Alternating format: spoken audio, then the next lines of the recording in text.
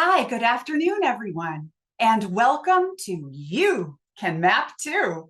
This is an introductory workshop to transdimensional mapping, which is my method of remote viewing. My name is Birdie Jaworski, and I am a remote viewer. Now, if you are new to remote viewing, it may sound a little crazy.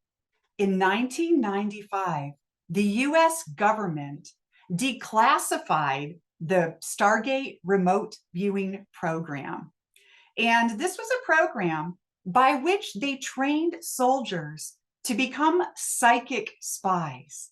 And these soldiers were able to look at anything across the world behind enemy lines and discover what was happening. This program was declassified in 1995, and that's when I learned about it on the nightly news, and that's when I got involved. But before we get going, I just would like to cover a couple of things. We do have questions and answers activated for this webinar. If you have a question, please kindly post it in the Q&A section. I'm not going to be able to follow the live chat as we go along today because I'm going to be focused on training you. If you have a question, you can put it in the Q&A. I ask you to only ask questions about what I'm talking about, what I'm instructing you in. At the end of the webinar, we can have a free-for-all and you can ask me anything about all the kinds of crazy things that I have remote viewed across the world, across the universe, and we'll have some fun. My assistant today is the amazing Jen Lee, and she is in the background right now, making sure everyone behaves. And she's going to help moderate the Q&A for me. And I'm so grateful. Thank you, Jen. So let's get started. I learned about remote viewing in 1995. Like I explained, this was a government super secret program that lasted a couple of decades and cost over $20 million in American taxpayer funds. And it trained soldiers to become psychic spies. Some of these soldiers, they reached retirement age and they went on the news once it was declassified. Folks like Major Ed Dames, Lynn Buchanan. We heard from many of these amazing, incredible remote viewers on the news back then, talking about their experiences, learning how to be psychic spies. And I was hooked. I heard about it and I thought, my gosh, this is what I want to do. And, I was about 30 years old. This was 30 years ago. I'm no spring chicken. And I discovered quickly that there was a professor of sociology at Emory University. And I happened to be living in Atlanta, Georgia at the time, which is where Emory University is. And this professor, Dr. Courtney Brown, had just been trained in this remote viewing, this amazing thing I had just heard about by Major Ed Dames, one of these military psychic spies. And Dr. Brown was starting a new remote viewing school that he called the Farsight Institute. This was a brand new school to teach anyone, anywhere, how to become their own psychic spy. And I really wanted to take the class. It was very expensive and I didn't have any money. So I bartered a seat in one of the first classes. And I offered my website skills and I built Farsight's first website. Over time, I ended up becoming the vice president at Farsight. I was a good remote viewer. I had some natural talent from the beginning, and I was also a gifted instructor. So I trained many people at Farsight, worked on all kinds of interesting projects there, and eventually left to start my own company, TransDimensional Systems, TDS. And at TDS, I trained thousands of people in the United States, across the world. I traveled to Australia, the UK, Japan. I had an amazing time training thousands of people to become psychic spies. And after about 8 years in the field, I walked away from it. I had been harassed by all kinds of interesting people out there. I had received death threats. People were following me, and not just me, but other members of my remote viewing team. And I had young children at the time, and I was terrified for them. So I walked away from the field and became a quiet person, became a beekeeper, became a teacher, a writer, and I worked on all kinds of other things for the past 22, 23 years. But during that time, I never, ever once stopped remote viewing. In fact, I doubled down on it during that time, and I decided that I was going to figure it out as best I could. I wanted to figure out how I could truly understand what was happening when you do these crazy things and get information that's far away in time and space. And so I developed a whole new method. I started remote viewing at least twice a day, 2 times every single day for 22 years, with just a few hiccups where I wasn't able to when I had family things going on or other kinds of emergencies. But other than that, I sat down and I remote viewed. So I put in the time and I developed this new method that I call TransDimensional Mapping. It's a twist on the more traditional remote viewing methods, and it incorporates some of the same techniques and has some new techniques. And today, we're going to talk about kind of a combination of both. This is a hands-on training workshop. We're going to spend the next 4 hours together, and I am going to teach you how to remote view, how to transdimensional map. So by the end of this, you will have enough skills to put some practice in and to have some fun with this. We're going to go fast. Like I said, it's hands-on. So I'm hoping that you have your materials ready. First of all, you're going to need a pen. A rollerball pen is my preferred remote viewing instrument of choice to start with, okay? But any pen will do, or a pencil, doesn't matter. You're going to need some paper, regular paper.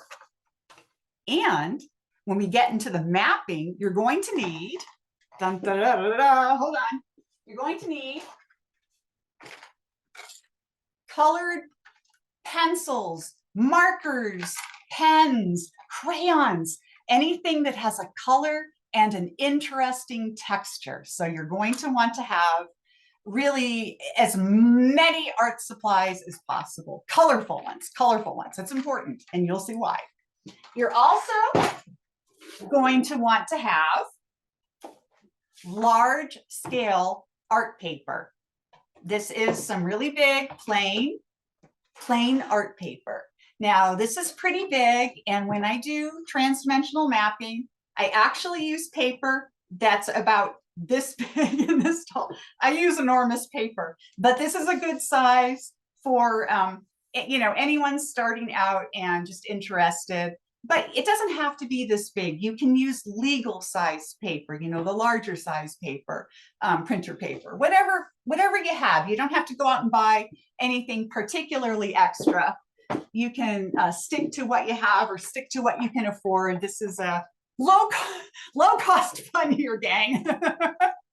The beauty of remote viewing is that you don't have to spend a gazillion dollars to either learn it or to practice it or to have fun exploring this amazing universe that we live in, even beyond our universe. We'll talk about that at the end of the day. So let's get started. So you guys know what I do now. I'm teaching transdimensional mapping. And I've been back in the field for about 7 months, 7-8 months. And during that time, I've taught 7 beginning classes in transdimensional mapping. And my typical class lasts for 5 days. It's 5 days because I teach all kinds of interesting techniques, including how to do body scans so you can figure out what's going on inside someone's body, their physical body, what kind of influences they have on the physical, mental, or spiritual arena. I also teach people time techniques, how to mark things in time. I teach people communication techniques, how to engage telepathically with individuals that you may encounter in a remote viewing session. So typical class lasts 5 days. We're going to do 4 hours, and I'm going to pack a lot in. So get ready. It's going to be fun. And I decided I wasn't going to teach beginner remote viewing anymore. I do have an archive class online that people are welcome to check out. And you can check out transdimensionalmapping.com to learn more about me, what we're doing. But the main thing that I'm doing these days is developing an operational group. I have over 100 members of my student development group called Mapping Mavericks, and we are engaged in some heavy homework and development and developing several different operational groups over time where we're looking at all kinds of real world mysteries, things like missing children, all kinds of crime events, all kinds of true crime stuff. We're also looking at big questions in science and technology. We have a number of clients interested in our work that we're starting to engage with, and we're going to be answering questions for them. It's an exciting time to be interested in the field of remote viewing transdimensional mapping. So let's get started on what we're going to do today. So I want everyone to get out a piece of regular paper and their pen. Okay, and we're going to start talking about how we talk to ourselves. Now, in remote viewing, the traditional method was developed using all kinds of scientists, natural psychics, and they tried to figure out how a person could access this innate ability that we all have. Now, every single one of you has had psychic experiences. Every single one of you. You've had those moments where you felt like someone was staring at you, walking down the street, you turn around, sure enough, someone is staring at you. We've all had those moments where someone is, you're thinking about somebody you love, and then they call you 2 minutes later. Or maybe you have a flash in your mind about a grandparent or a loved one, a dear friend, and then you find out later that they died the same moment you thought about them. Over and over again, we have these experiences in our life. I believe we have them literally all day long, every day. We just don't necessarily pay attention to ourselves. And so how can we pull that ability out and do it on demand? Because these things just come to us, usually things that involve some kind of emotional or fear or something that's strong. A strong emotion is usually what pulls it out of us. So what they discovered in the Stargate program was that if you kept the left side of your brain busy, the left side of your brain, your left hemisphere, is that side of your brain that is interested in control. It's interested in assigning labels to things. It's interested in discovering what something is. It's a really strong drive. Your right brain is your intuitive, creative side. This is where all of your remote viewing data is going to come from. And so the original Stargate methods, which we call today CRV for controlled or coordinate remote viewing, and its derivatives such as SRV, that's Farsight's version, scientific remote viewing, or Ed Dame's TRV, technical remote viewing. There's a number of derivatives from CRV, including my old method, TDRV for transdimensional remote viewing. It was also a derivative of CRV. And all these methods kind of employ many of the same techniques with some slight variations. And what we're going to learn first here, because I know that many of you are new to remote viewing. And so we're going to start learning a few of these different techniques that everybody in remote viewing uses. These are very useful techniques, and we're going to use this when we get into the mapping. They're super effective. So first of all, I want everyone to think about basic shapes in the world. So I'm going to get up to the whiteboard. Give me a second here.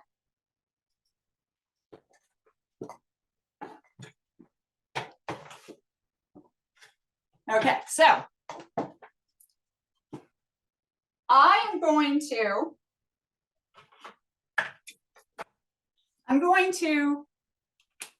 say something, could be absolutely anything, and I want you to draw it that fast, like seriously, a millisecond is quickly less than half a second, gang. Whatever I say, draw it literally, boom, this fast. Okay, you ready? Ready? Here we go. Water. Okay, I can't see any of you out there. We're in webinar format. I can't see you, but I'm going to show you exactly what you drew. You drew a wavy line. This is our natural internal understanding of what water is. Now let's get another one. Ready? Mountain. Everybody drew something that goes up and down, maybe rounded, maybe pointy, but you drew something along this shape, right? These things are called, in remote viewing, ideograms. It's kind of a way that we organize and understand the world. And you can kind of reduce everything on the planet to 6 different basic ideograms. Now, are there more ideograms than 6? Yes, and I'll explain that in a minute. But there are 6 kind of basic shapes by which we can understand and organize the world. We've got water, we've got mountain, we've got a flat surface like the Great Plains or a tabletop, something that is long and flat. It's going to look like a straight line, right? And now let's talk about things that have a structure, things like a building, a box, a structure. A structure, it's going to be an ideogram that has some kind of an angle to it, okay? And now let's talk about beings, a cat, a dog, a person, an alien, an ET, any kind of being that has some kind of sentience, right? If I asked you to draw a person that fast, you'd just get as far as the head, a loop-de-loop. This is the ideogram for a being. In some schools of remote viewing, they may call this subject or biologic, but I just use the word being. It's all the same thing. So this could be a cow, a person, an ET, a person, or cat, anything that is alive and has sentience. And then the final one is energy, which could be motion or a bomb blast. Could be nuclear energy. It doesn't have to be the motion of a freight train. You know, it could be any kind of energetic, and that's usually kind of a chaotic line. So these are your 6 basic ideograms, and you can kind of reduce everything on the planet to some combination of these 6 things. So in remote viewing, we start with an ideogram. And your ideogram is going to have some combination of these different elements. So now let's talk about, well, what are we looking at? How are we going to do this? Okay, so let's talk about the experience itself. So I'm going to go back to my desk for a second. And I'm going to screen share, and I'm going to show you an example of something that we might remote view. All right.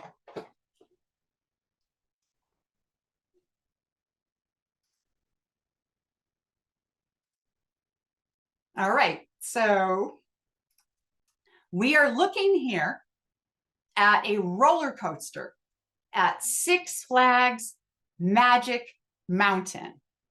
Okay, this is a photograph. This is something verifiable, meaning it's something real in a particular time and place. We know that this existed at the time and place that this photograph was taken. It's completely verifiable. So today we're going to do 2 little remote viewing, one transdimensional mapping session, and they're going to be verifiable photographs. And if you'll notice above this photograph is a set of numbers. Now these numbers 4195 3007. This is a string of random numbers. So originally, in the original Stargate remote viewing program, what they did was they wanted their psychic spies, their military psychic spies, to spy on, their adversaries, to find out what was going on behind enemy lines, to find out, what different leaders might have been thinking or planning or plotting, very exciting stuff. So they originally used the actual latitude and longitude of a location, and they would give the psychic spy, the remote viewer, that latitude and longitude, the coordinates for that particular location. And the remote viewer would start their work. They'd start with an ideogram. They'd start their work by writing down those particular coordinates. But they discovered over time that the coordinates didn't exactly matter. And one of the problems with the coordinates is that if you're giving a particular coordinate to somebody to find out what was happening there, you were only ever going to find out what was happening there at that moment in time. What if you wanted to find out what was happening there 50 years ago? What if you wanted to find out what would happen there tomorrow? You can't give just a coordinate. You need some kind of time anchor too, right? So they did a bunch of experiments, and they soon discovered that you didn't need to give a latitude and longitude. You could certainly give just a random number that you associate with whatever that target was. Target was the word that they used for the thing that they were shooting for, right? Target, shooting, very militaristic language. So people were, given random numbers. These military guys were given random numbers. The random numbers were written down or typed out on a piece of paper. And also on that piece of paper was either a photograph of what they wanted these psychic spies to look at, or it was something written down. Maybe, at the time, maybe Saddam Hussein and his, advisors, what they were talking about, or whoever it was at the time. So you would either write down what you wanted the viewers to look at, or you would have a photograph, and you would assign a random number. Now, the remote viewers were only given the random number. This is called blind, being blind to the target. So you were only given the random number. And so the random number was what they would start with. They wouldn't know that it was a roller coaster, that it was Saddam Hussein, that it was Disney World, that it was Mount Rushmore. They had no idea. They were only given a random number. And at the end of their remote viewing session, they would then be told what it was. If they were lucky and with some operational targets, they probably never found out what they looked at. But for training, it's good to get that verifiable feedback, which is what we're doing today. So this is how it works. Let's go back now to our whiteboard. And let's think about that roller coaster at Six Flags.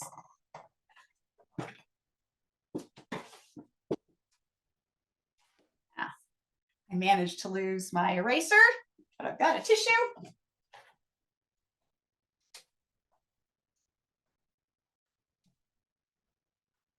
All right, so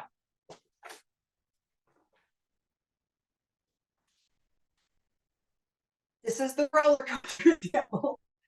So the psychic spies, you are a psychic spy, so we're going to pretend that we're looking at this particular event, roller coaster. The random number that you're going to be given, you're going to write down 4, 1, 9, 5, 3, 0, 0, 7. So we're going to start with a random number, and you're going to write that random number down. Sorry, I'm half Italian, so my hands are always all over the place and it messes with my camera. So you write your number down, and when you get to the last number, you're going to let your hand just do an automatic doodle, like boom, as fast as I talked about writing those ideograms, you're going to do it that fast, that fast. So I'm going to show you how to do it. Okay, so 3, 0, 0, 7. Whoa, I did a quick ideogram. Look what I got. Okay, this is interesting. And this is a tricky case, right? Because I said that structure, things that were man-made, would likely look like, have an angle to it, right? And the beings are a loop-de-loop. But here we get an upside-down loop-de-loop, right? So what could that mean? That could be the shape of the roller coaster, which it is. But it more likely, because it is a loop-de-loop, relates to the people that are there, the people that are on that roller coaster. The people are upside down, so our being is upside down. The orientation of your ideogram is going to tell you something about what it is that you're looking at. This is your right brain shooting out quick information that maybe you don't even realize exists or is there. It just shoots out of your body, out of your hand. You're not even thinking about it. And yet it's 100% real. It's real. It's a question of interpretation, figuring out what it means, but it's real because you're not thinking about it. You're not making stuff up. There's no time for that. So let's pretend that this wasn't a picture of the Six Flags roller coaster. Let's pretend this is a picture of a huge mountain. Let's say Mount Everest, right? Biggest mountain on the planet. So if this tag, these coordinates are still the term used by many traditional remote viewing methods. In my old method, TDRV, we called it the tag, and I still kind of call it the tag, or I call it the key. My whiteboard, folks. So if we were looking at, if these coordinates, this tag was associated with a photograph, say, or a written target of Mount Everest, then when you got to the end and you drew your immediate automatic handwriting here, your ideogram, it would likely look like a mountain, unless it were a photo of, a bunch of hikers and a couple of Sherpas being paid to carry rich hikers crap up the mountain. Then you might get a more complex ideogram that has people and a mountain. So your ideogram, the first thing that you do, it's automatic writing essentially. It's just boop, comes out of your body, out of your hand. There's literally no thought involved. You're thinking about those numbers. That is keeping that controlling left side of your brain busy so that your right side of your brain can give the information. Now, I am right-handed, like most of the population, and so I use my right hand to do the writing and the drawing most of the time. When I get into mapping, I often use my non-dominant hand, and I'll talk about that a little later. But initially, I'm using my dominant hand. If you are a left-handed person, by all means, do this with your left hand. Do this with your dominant hand. It doesn't really matter. Whatever feels comfortable to you, whatever you're used to doing, whatever your biology is and your natural inclination is, you're going to want to do this in comfort. So you're not thinking about it. You're just letting this thing rip. Boom, it just happens. Okay. So let's go back to our roller coaster. And I originally got an upside down being, poor people going upside down. Gang, I hate roller coasters. I hate them with a fiery passion. I can't stand them. They terrify me. I just want to feel like I'm going to barf. I'm so terrified. I'm worried about my brain slamming against my skull. Not a fan of roller coasters. So this would not be a pleasant experience for me to have this as a target. Now, target is, again, a military-derived word, and for good reason. These were targets that they were trying to get these psychic soldiers to look at. It was literally targets, right? like a target you'd shoot at. It was a target that they wanted the soldiers to hit.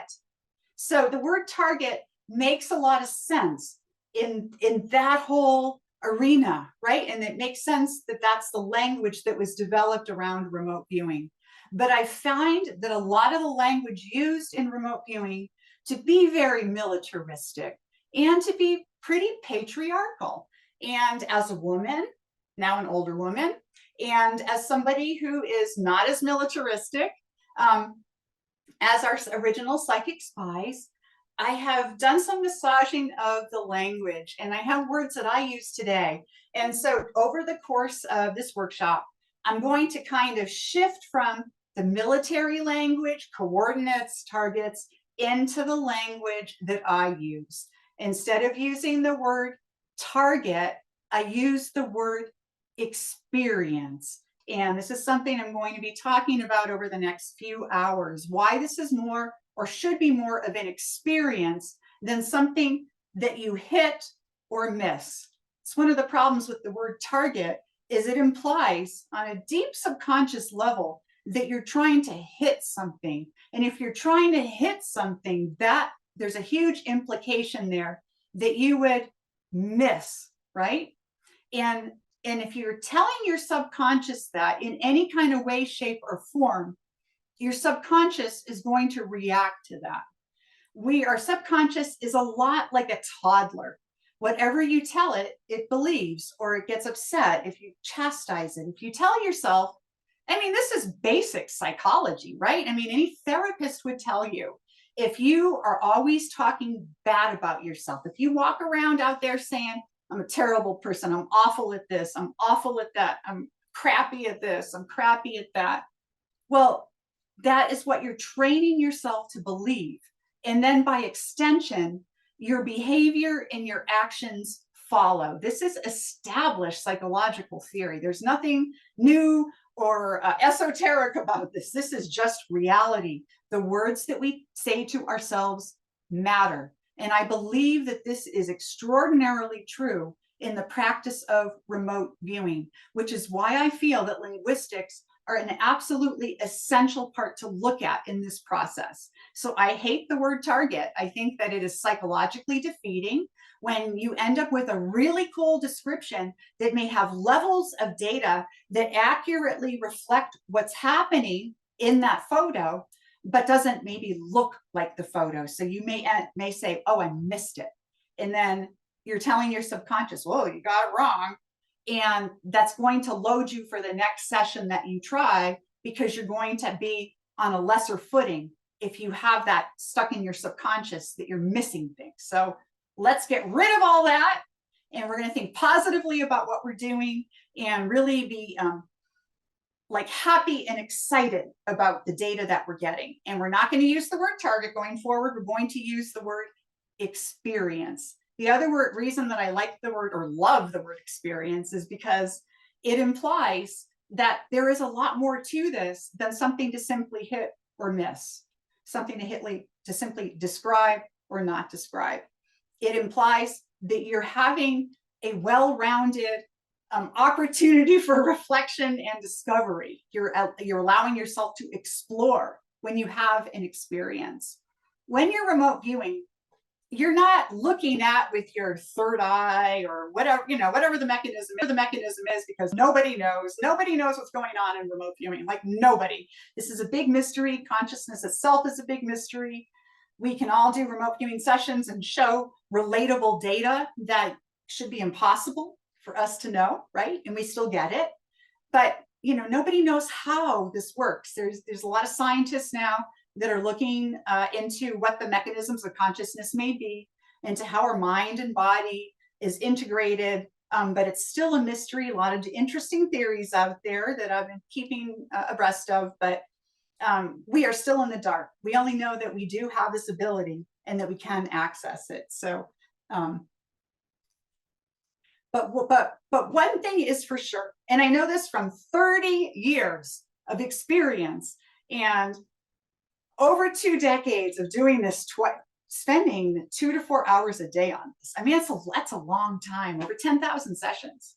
It's a long time. They say that if you want to learn a musical instrument or learn a foreign language, it takes essentially 10,000 hours to become proficient at something, truly proficient, like fluent in a language or fluent in a musical instrument. And I believe that's probably true for remote viewing as well. I mean, you can get pretty good at it in a few months or in a few years. 30 years though, if you weren't good at it in 30 years, then there's something wrong. You're not doing the practice right. So one thing I've discovered is that you're not looking at the picture. And they discovered this back at Stargate. If you were only looking at the picture, if that's what you were literally doing with your psychic sense, then you would only get physical descriptions of what's in that photo. But you get all kinds of other interesting information. You get smells, you get tastes, textures, things you can feel, temperatures, how hot or cold something is. You also get things that are not in the picture. When you look at a photograph, what's not in the photograph? The photographer, right? There's a photographer. There is a camera or a phone that's taking that photo. There are people all the way around in 360 degrees. There might be the Goodyear blimp above this roller coaster, looking down on this roller coaster. There's all kinds of other things that are in this area. So you always have to keep this in mind, that you're not looking at a photo. It's not a target that you hit or miss. You're having an experience at, say, Six Flags Magic Mountain. You're having that experience. You're smelling the cotton candy, the popcorn, the fried dough. You are seeing the whack-a-mole games. You're hearing the binging and the beeping from all of the things happening. You probably hear little kids screaming or yelling that are on the roller coaster, screaming for their lives. You may have somebody crying in a corner because they just threw up. They were just on that horrible roller coaster. So you have to understand that usually when you are remote viewing, you are getting a plethora of information that may not be reflected in that photo. It's really important to understand. So when you do a session, let's go back to this. You're going to write down the tag, the coordinates, the tag, the random numbers that somebody wrote on a piece of paper with a photograph or with a written cue. You're going to write those numbers down, and then zoop, you're going to allow your hand to do whatever it does. And it should be short and sweet. You don't want to spend a lot of time doing your ideogram. You get to the last number and you do quickly, instantaneously. You don't want to spend like 30 seconds. I have seen in classes new students, and they will do this. Okay. And I don't mean to shame anybody out there who's a prior student that I came down on, okay? 3007. Okay, now gang, I have seen people do this where they take a whole long time and do a whole bunch of squiggles. Now, this may all relate to this experience, this photograph, or this written cue. This may all relate, but this is way too much to decode, okay? And you're spending way too much time. So this is a big no. If you do this where you're doing a huge all across your page squiggle, no. Do not do this. No. You want to keep it quick, short, and sweet. So here we go. So 419530007. Woo! Here's my ideogram. Oh, look, I got a being and something going up. That could be structure, that could be energetics. So the next thing that you do is you're going to take your pen, and it'll be your rollerball pen, whatever pen or pencil you're using, marker or crayon, I don't care. And you're going to press right into this ideogram. You're going to press it. This is called probing. Probing is used throughout a remote viewing session, regardless of the method that you use. We use it in CRV, SRV, TRV, TDRV, HRVG, and MOUSE. You use probing in everything, and we use it in mapping too. So you're going to probe. It means you press you press your pen into the ideogram or into whatever you're doing. That's called probing, but we're going to probe the ideogram. Makes sense. It's like an alien anal probe, right? We're going to probe this ideogram. You press into it, and once you press, you're going to write down immediately the first word that comes to mind. And this word should be something along the lines of sensory data, a smell, a color, a texture, a temperature, a relative height or width.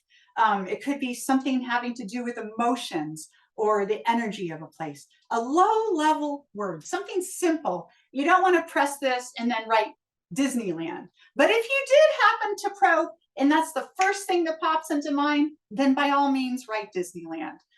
In most schools of remote viewing, that would be called a conclusion of some sort. In CRV type schools, it would be called an analytic overlay, meaning that you have made a conclusion that is overlaid on some other data, right? Or in Farsight's SRV, it would be called a deduction.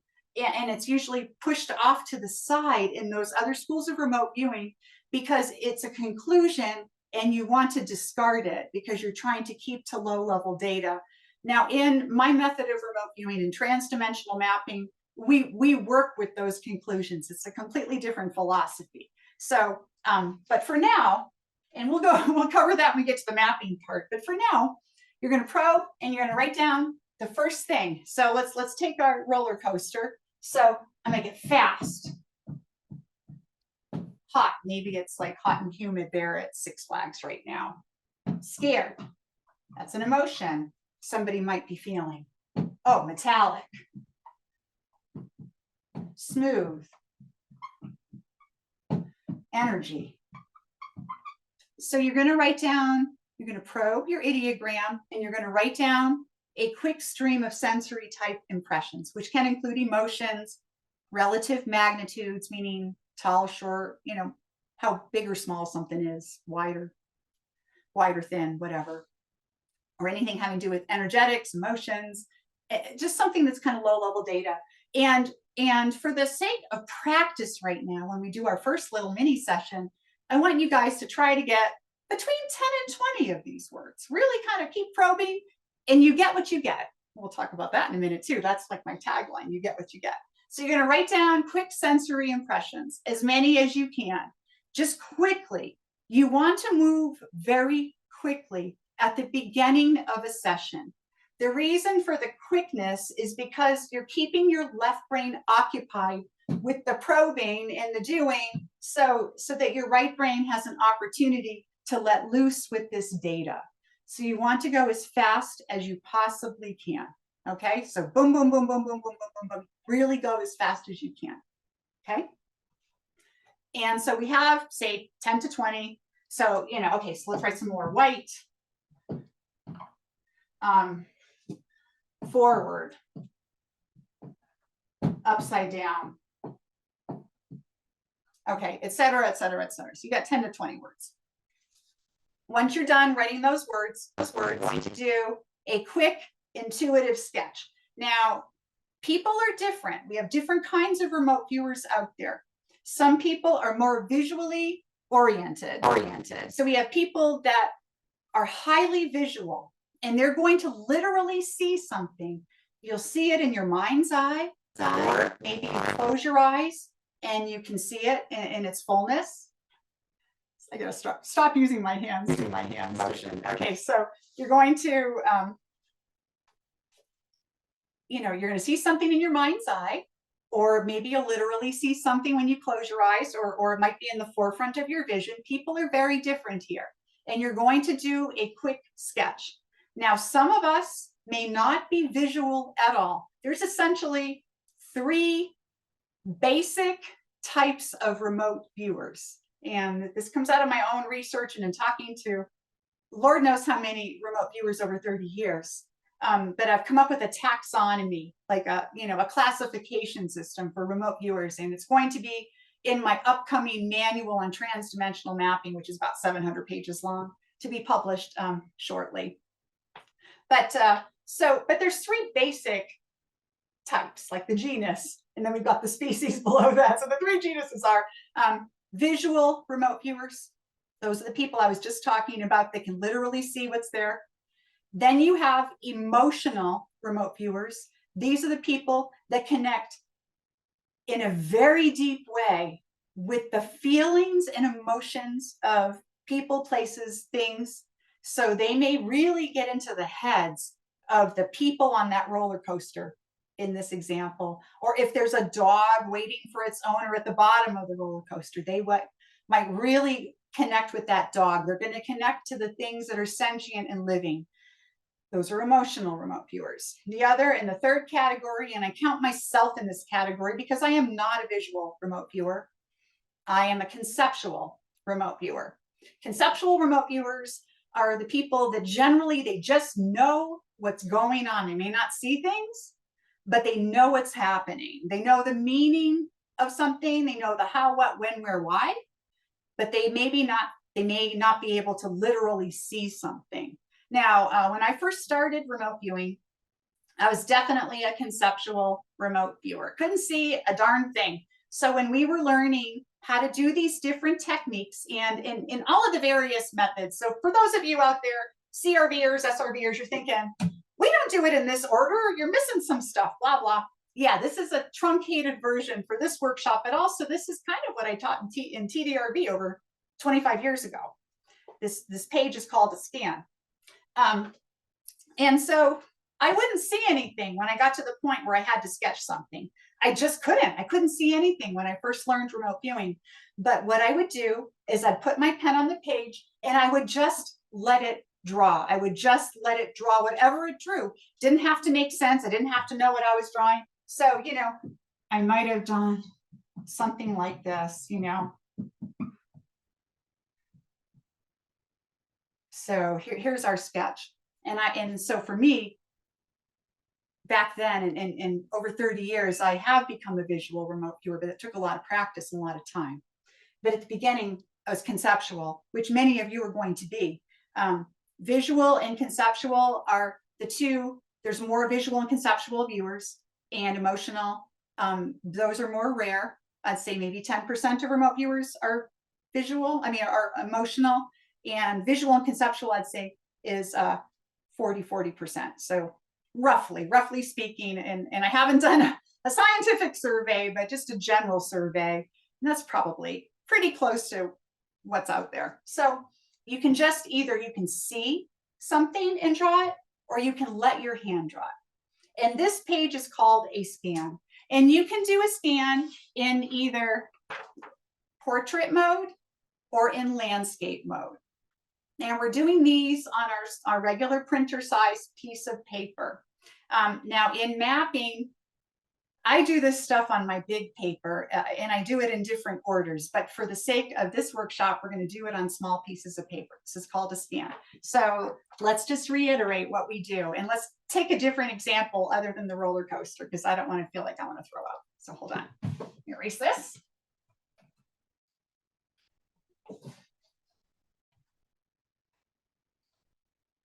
Okay, so let's pretend that we are looking at Abraham Lincoln, President Abraham Lincoln in the United States way back when, giving the Gettysburg Address. Now, President Lincoln was a famous president for those not in the United States, and he was, one of the architects of the emancipation movement for the horrific slave trade that we had going on here in the United States. And he gave a speech at Gettysburg. This was during the Civil War. And so it's a very famous speech. And there's an actual photograph of him giving this speech from the time. It's hard to see him, but it exists out there. And so we know that this happened in Gettysburg, Civil War battleground, where a horrifying battle was fought with many deaths on both sides. It was a civil war here in the United States. We had people from the Union, which was the northern states, and people from the southern states that were fighting. They were fighting over a number of things, but one of the main things they were fighting over was this whole slavery issue. And so Abraham Lincoln came out. This was the 4 score and 20 years or 7 years ago, whatever it is. So let's pretend that what we're looking at, the experience, the target, the experience, we're going to use that word, is Abraham Lincoln giving the Gettysburg Address. So I'm going to just use fake random numbers here. I haven't written this out as an actual task, an actual session task. Okay, so let's just do 1, 2, 3, 4, 5, 6, 7, 8. Okay, so we got another person here. Okay, so this is Gettysburg, right? Fake random numbers. So we're going to probe. We're going to say tall, because he was tall, right? Cold. It was cold there in Gettysburg. Muddy. Windy. Blue. Gray. Old. In the past. Okay, so you're going to get a quick stream of sensory impressions, whatever those are. In the past is more conceptual, but as a conceptual viewer, I would get this kind of data from the get-go, and some of you will too. Okay, but this is all acceptable data to get at the beginning. And then you do a quick intuitive sketch.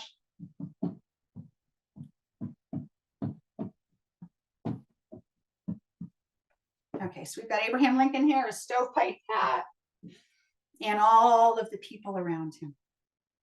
This is called a scan. And so what we're going to do is 3 scans. Each scan is like a snapshot, a quick snapshot of one aspect of whatever this experience is. So the first scan, you might get here, Abraham Lincoln in the crowds. The next scan, because we're going to do 3. So the next scan, we're going to follow the same process, 1, 2, 3, 4, 5, 6, 7, whatever the random numbers are, a new ideogram.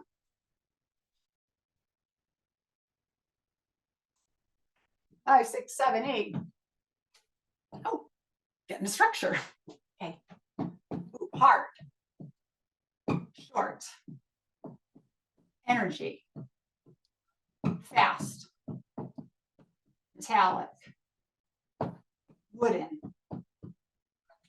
Circle. Because maybe this is a cannon that was there on the battlegrounds. And so then you do your quick intuitive sketch. And here's our cannon shooting out a cannonball. Quick intuitive sketch. I wouldn't even know what this is. If this were a session I was doing, I'd look at this and say, what the heck is that? I would have no idea. And I don't need to know at this point. This is like the first couple of minutes of a session. So what we're going to do are 3 scans. Each scan is going to be a different snapshot of what this experience is. Now, you may get the same ideogram all 3 times. You may get different ideograms each time. You may get similar language here. You may get different language here. You may get similar sketches. You may get different sketches. All of these options are completely okay.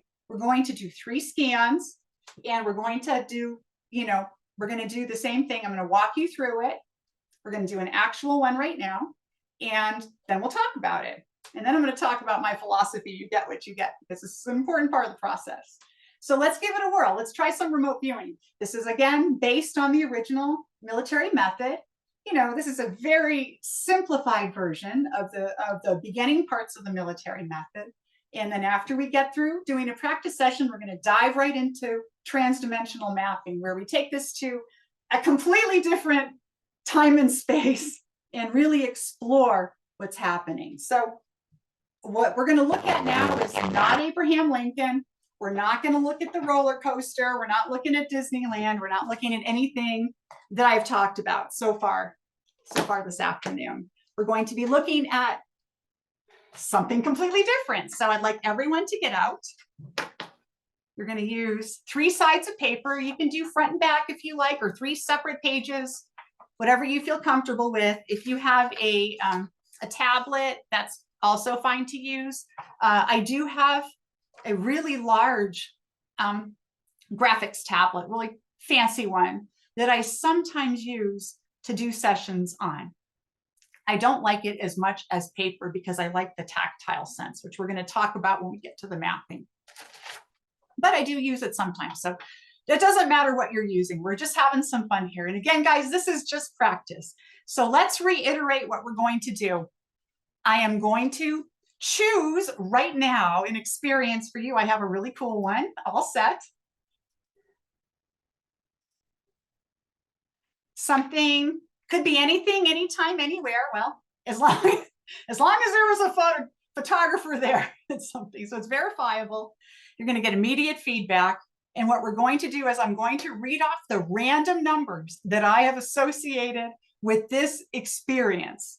I'm going to read off the numbers. You're going to write down those numbers. And the second you get to that last number, you're going to do that automatic doodle, that ideogram, remember?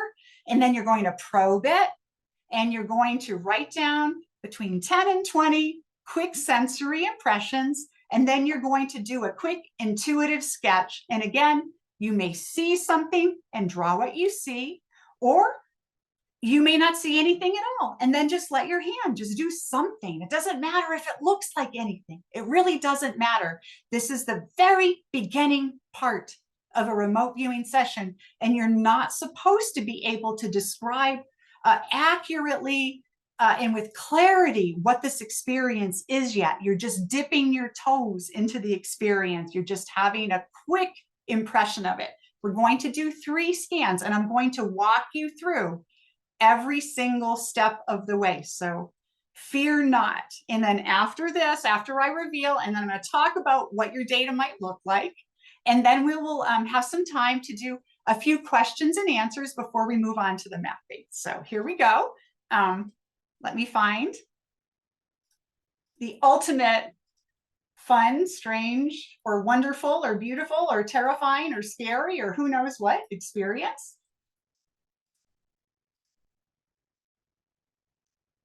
All right, here we go. I have it ready and I'll screen share when we're done. So again, let's just quick recap. I am going to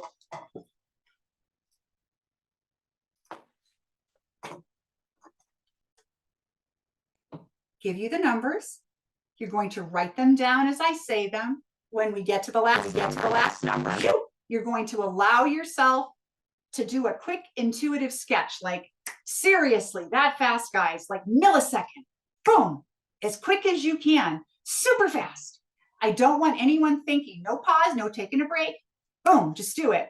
And then you're going to probe, you're going to take your pen and probe your idiot, poke your pen right into it, literally poke your pen into it, okay? Poke your pen into the ideogram, and then you're going to write down, each time you poke, you're going to write a new language, a new piece of information. Sensory type information, maybe a little emotional, a little conceptual. Shouldn't be really labeling things yet, but if you get a label, like if you're naming something, just write it down. Totally acceptable in my method. Just write down, you get what you get. And then a quick intuitive sketch. It could be something you see, or you just let your hand do a doodle. When you're done with this, then we're going to move on to the second page, which you can use the back side of your paper or a new piece of paper. And we're going to do this again. And again, this will be a new snapshot of what this experience is. It should be, and over time, you start to learn, your mind starts to understand that you're looking for a new perspective. But since some of you may be new to remote viewing, it's going to just seem crazy. So we're going to do this 3 times, and each time the data should be at least a little bit different. And for some of you, it'll be quite different. And if it is quite different, then pat yourself on the back, because you're allowing your subconscious to look at new perspectives that relate to this experience. Like again, if it were the roller coaster, the first scan, you might focus on the big metallic ring of the coaster itself. The second scan, you might be focusing on the people in that roller coaster, right? That are having an exciting or a terrifying time, depending on who it is. And your third scan, you might get an anxious parent waiting for their kid to get off the roller coaster, or you might get the ride operator who's on the phone, on the cell phone with his girlfriend, having an argument while the coaster's going round and round. You don't know. You don't know, because you're not looking at a photograph. You're actually there at the moment this photograph was taken. Okay, so you're going to get all kinds of crazy stuff. So I'm going to give everybody a moment to cool down. And normally when you're doing, remote viewing, you're going to want to have a clear mind before you start a session. You may want to engage in a little bit of meditation ahead of time. Some remote viewers like to listen to binaural type music that may help you get your, align your brain waves in certain patterns. There's a lot of thoughts out there on what particular brainwave patterns are best for remote viewing, theta state, gamma.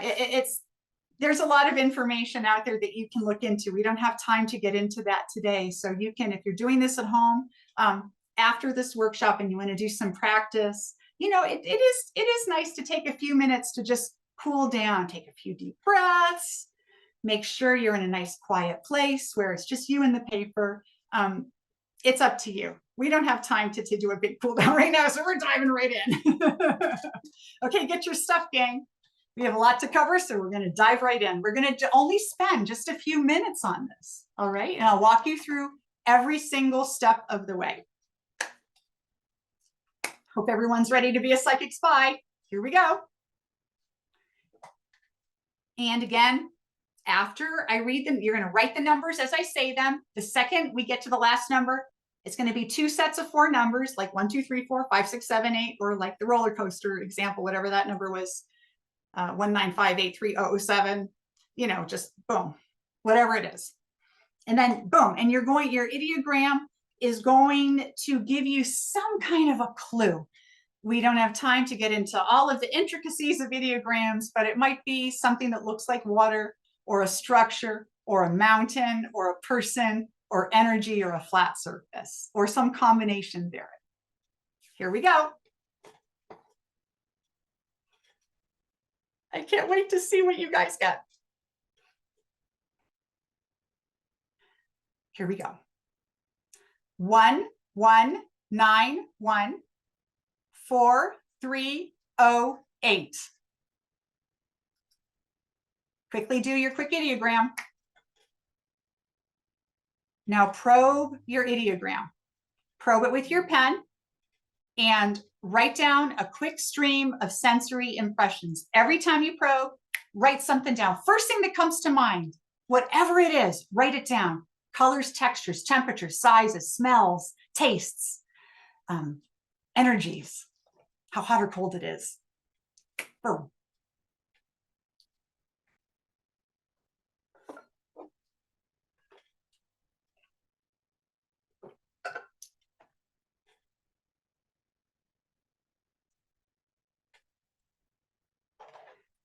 Work as quickly as you can. You don't want to spend time thinking about it.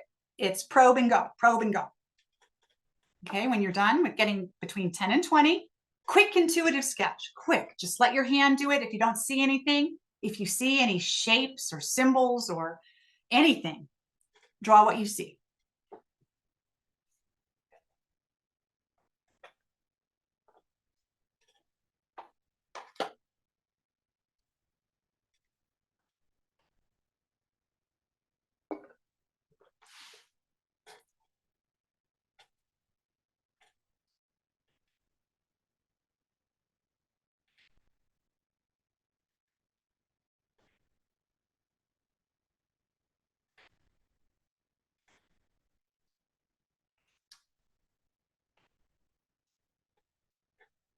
Okay, you guys should be finishing up that first page. You should have gotten done and getting in there and do a quick sketch.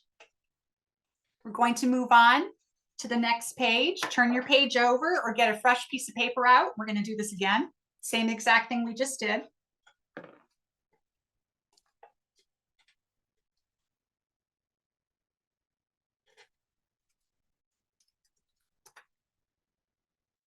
Okay, ready? I'm going to read the numbers again to you.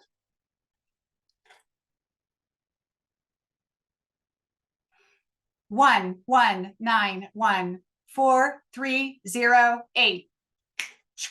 Ideogram. Probe it. Write down your sensory impressions. Do a quick list of 10 to 20.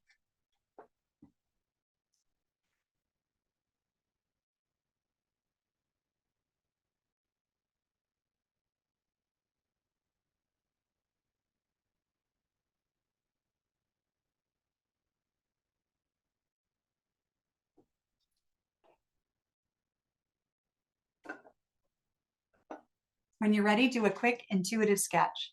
Remember, gang, work fast on this. You want to be really quick so that you keep your left brain a little unbalanced.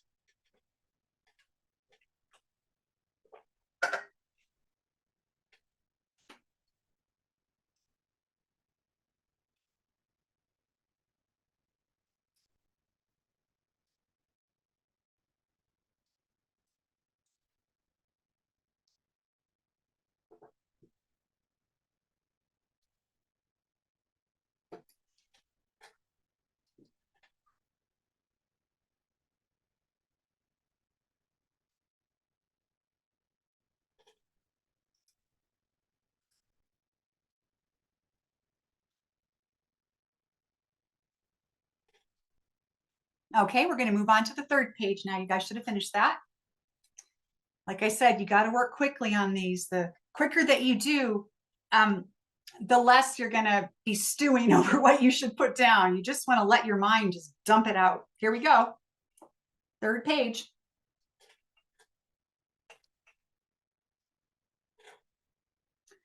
1191430 ideogram.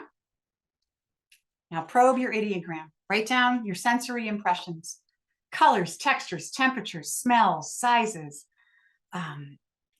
how tall or short something is, any energies that might be happening, any emotions. You get 10 to 20, and then move on to your quick intuitive sketch, which could be something that you see in your mind's eye, or when you close your eyes, or if you don't see anything, let your hand sketch something like me.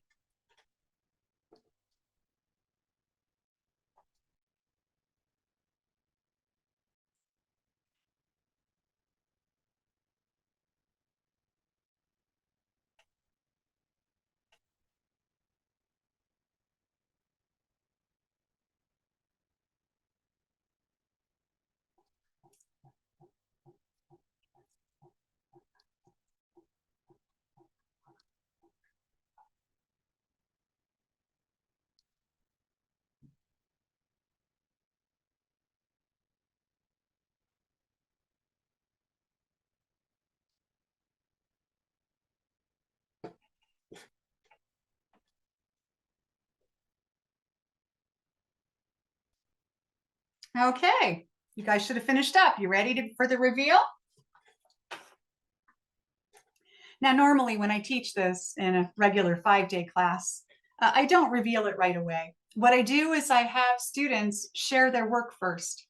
And we look at a number of students, every student in the class, because I like a small class. And then we start seeing what the commonalities are. And it's always incredible, because people are focusing on different aspects of whatever this experience is. But everyone's going to have some things in common. You know, if it were the roller coaster, everybody might have that loop-de-loop circle, you know, in their sketch, or they might have, you know, aspects of Six Flags, the fair food, the smells of fair food, or they might have a lot of little kids like you'd see at an amusement park, things like that. So because we're doing this as a webinar and we've got a bunch of people on here, we can't really share that. So I'm going to go ahead and reveal what this is. Let's see what you guys experienced. And remember, gang, you didn't simply look at this picture with your mind's eye, your psychic part of you, whatever that is, whatever that mechanism is, that consciousness mechanism. You didn't simply look at a photo. You were literally here at this place that I'm about to show you at the moment this photo was taken. You went on an adventure, an absolute adventure. Here we go.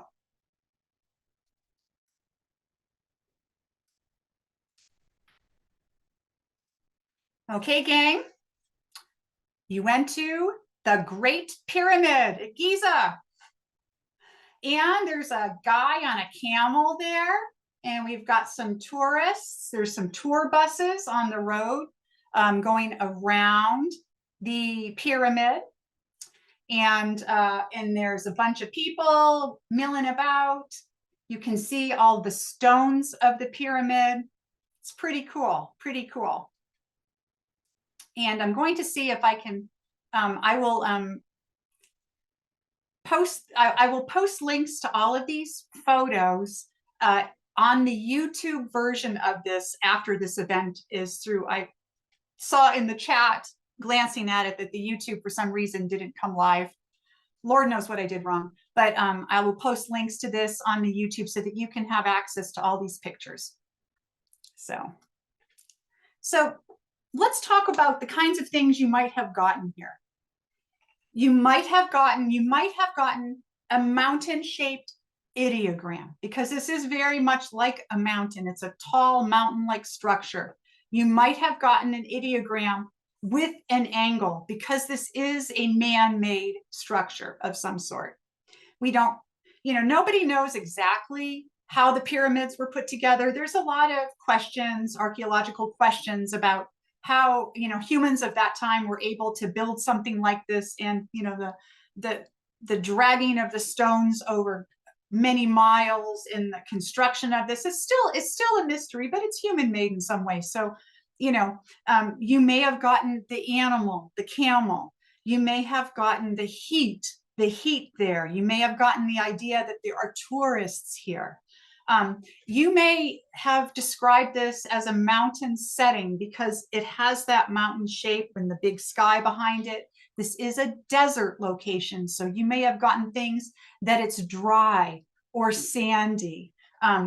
Now this, is in Egypt, and I don't know exactly when this photograph was taken, but Egypt has had, like every other country out there, times where there's, political crises or all kinds of things happening.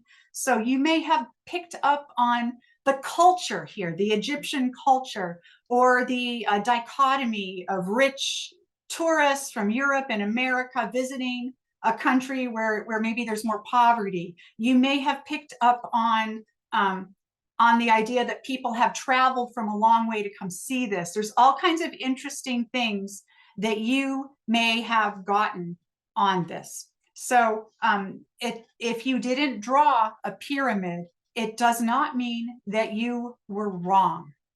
In my method, in my philosophy, it's really my philosophy of remote viewing.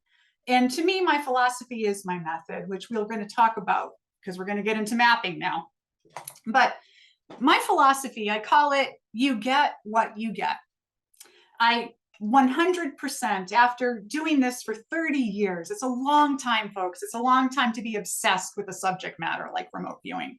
And I started figuring this out early on, back at TDS 25 years ago, 25 plus years ago, 28 years ago. I started looking at the data in a different kind of way because, when I was at Farsight and, and talking with other remote viewers of, CRV remote viewers, TRV remote viewers, there was this sense that you could kind of evaluate your remote viewing sessions and assign a percentage of how much you got correct to it. And I was all in on that. So I would, if I didn't draw the pyramid, but maybe I drew some people, I might say, well, I got maybe 20% of this right, but I got the pyramid, so I missed that. So that's wrong. That's that whole idea of hitting or missing the target. And, but maybe I got all kinds of interesting data that you could see why I might have gotten that data, but it isn't directly related data. And if you think about how we tell stories to each other, this is really important, gang. When we share an experience that we have with another person, so say I call my sister on the phone today, and I want to tell her about the experience I'm having right now teaching an online webinar where I'm literally talking to myself. I'm talking into a microphone and a camera. I can't see anybody. I don't even know if anyone's paying attention to me. It's just me and the screen. So, it's a weird experience to have. And so if I called my sister and talked to her about this experience, I might use language that isn't necessarily direct. If you think about how I might tell her that this was a weird experience, that it was, I felt, like I was in a bottle, or I felt like I was locked in a closet. It doesn't mean that I'm literally locked in a closet. It means I felt that way.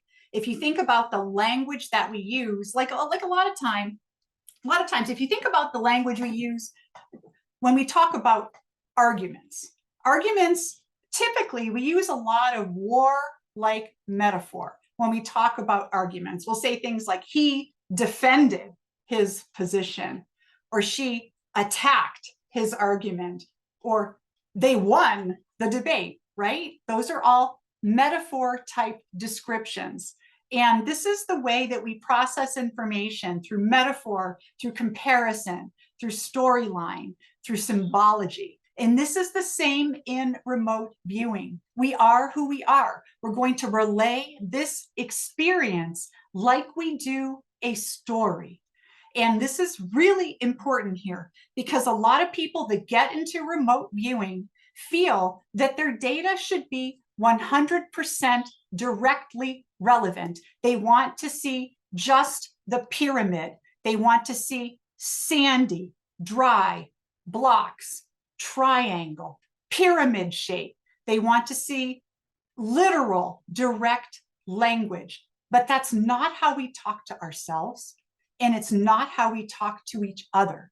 So doing that negates, if you are telling yourself you're wrong because your data does not directly relate to the photograph, then you are discounting essentially your entire human experience.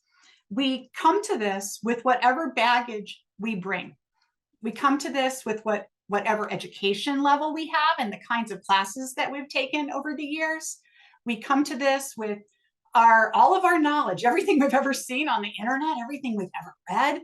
We come to this with our own religious or spiritual beliefs, or our upbringing, whatever our parents taught us, our grandparents, whatever kinds of friends we have, whatever kinds of hobbies we have.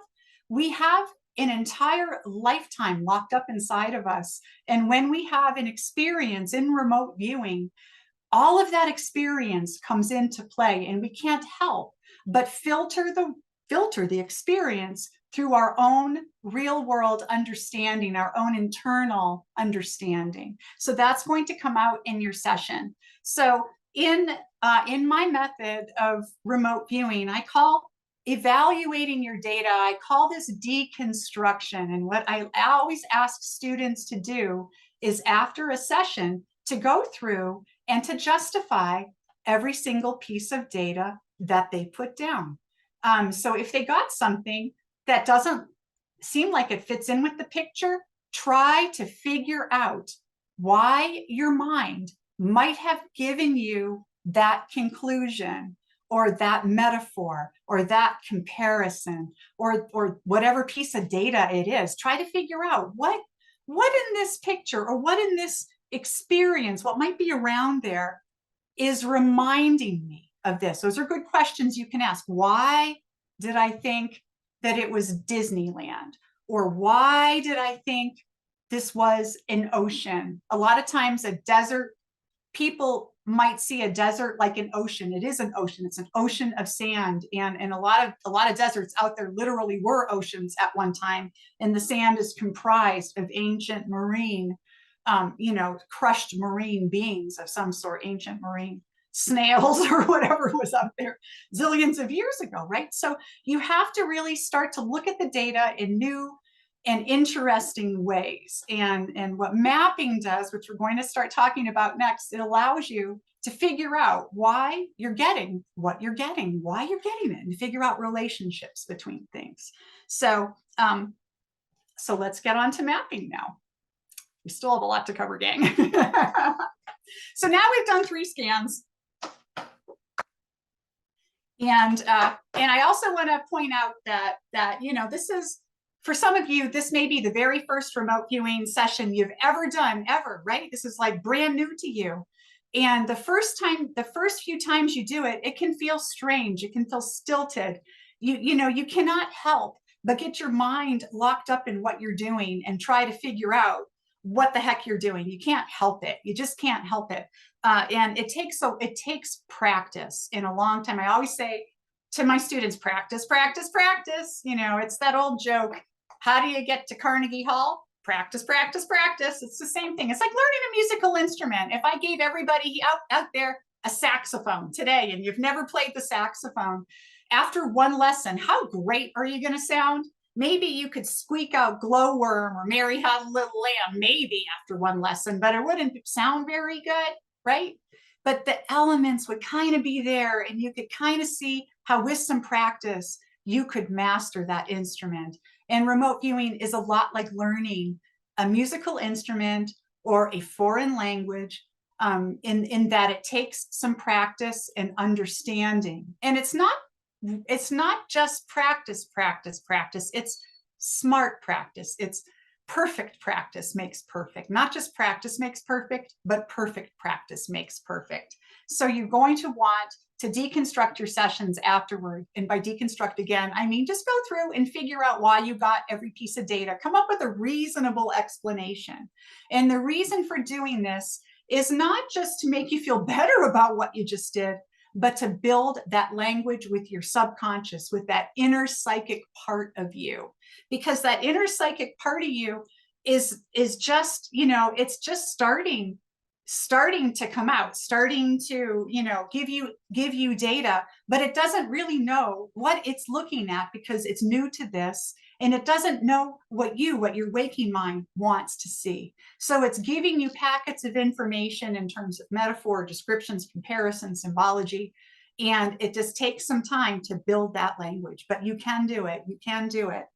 I've done it, and lots of people I'm working with have done it. And there are tons of amazing remote viewers from different methodologies out there that are doing it. You can go on X and YouTube and watch all kinds of videos of really well-practiced, cool, incredible remote viewers and the kinds of work that they're doing today. And it just takes some time. Everybody can do it. In all of the students, thousands of people I've taught across the world, I never had a person that was a psychic brick. Never had a single person that didn't feel at the end of the class that they didn't get anything. Everybody knew that they were doing something. Now, some people, like musical ability or learning foreign language ability. Some people take to it a little quicker than others. Some people may have a natural talent. There's natural psychics. That's what the government worked with when they were developing this program. They worked with Ingo Swann and others who were very famous psychics who already had developed these abilities in their own way, and they're kind of born with it, right? But everybody has it. Everybody has this ability. It's as natural to us as breathing or as eating, needing food, needing water. We express ourselves in these ways all the time, whether we know it or not. So let's get into mapping now. This is where the fun starts, gang. And yeah, we're looking at photographs today, boring photographs, right? But you don't have to look at just things that are verifiable. And we're going to talk about that at the end of the day, all the kinds of things you can look at. When you look at a photograph, like I said, you're looking at it at the moment that photo was taken. At that very moment in time, some of you may have gotten the photographer that was taking that picture. Whoever it is, we have no idea because the photographer never shows up in the photograph unless it's a selfie. But you can look at things like deep in the past and figure out what actually happened. Like the pyramids are a great example. How were the pyramids formed? It's still an archaeological mystery. Nobody really knows what those people were doing or exactly who was involved. They're quite ancient. And I saw this really interesting statistic, speaking of the pyramids, where the time when Cleopatra was alive to today is shorter than the time that Cleopatra was alive back to the time when the pyramids were built.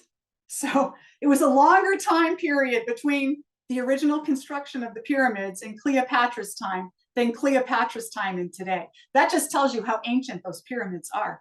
And it's still a big mystery. But I could have given you, but I didn't want to give anything unverifiable in this workshop, but I could have given you the construction of the pyramids, and who knows what you get. You get some weird stuff when you look at that. And You guys can ask me about that because I've looked at it multiple times. So now we're going to get into mapping. So now is the time to pull out your art stuff in your big pieces of paper. Again, this is a kamikaze class.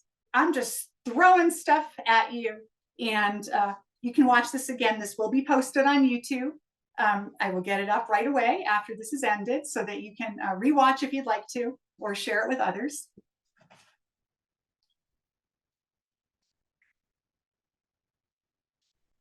And if anyone, if you, anyone watching this right now or later on YouTube, if you got a really cool result or a confusing result and you'd like to share it with me, by all means, send me a message. My email is Birdie, B-I-R-D-I-E, @norivets, NORIVETS.com. And I'd be happy to look at your work and send you a little email back and tell you thumbs up, or give you some pointers if you're confused about what your data may represent, because I've seen it all. So now we're going to talk about mapping. You're going to get your big piece of paper, right? Your huge piece of paper out, and you're going to get your art supplies out.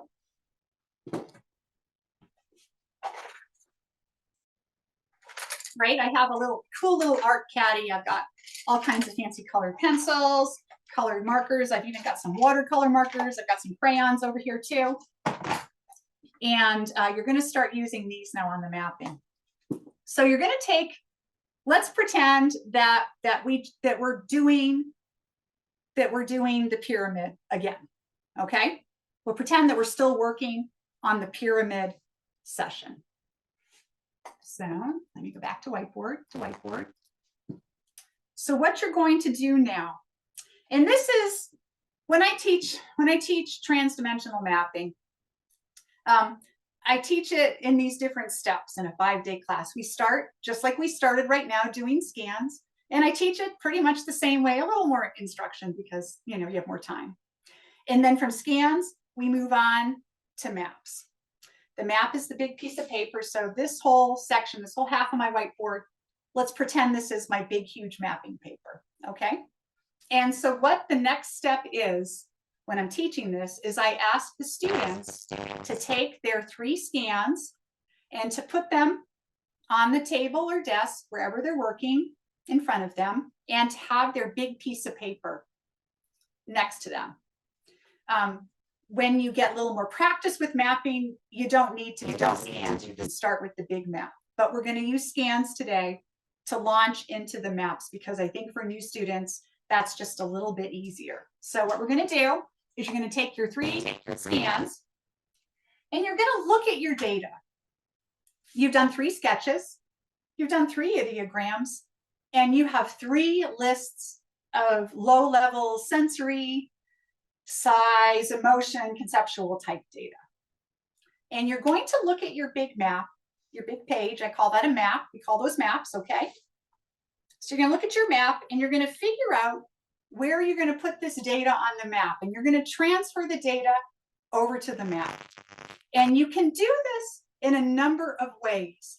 And it's up to you how you want to organize your map. Now I'm going to show you several ways that you can organize a map.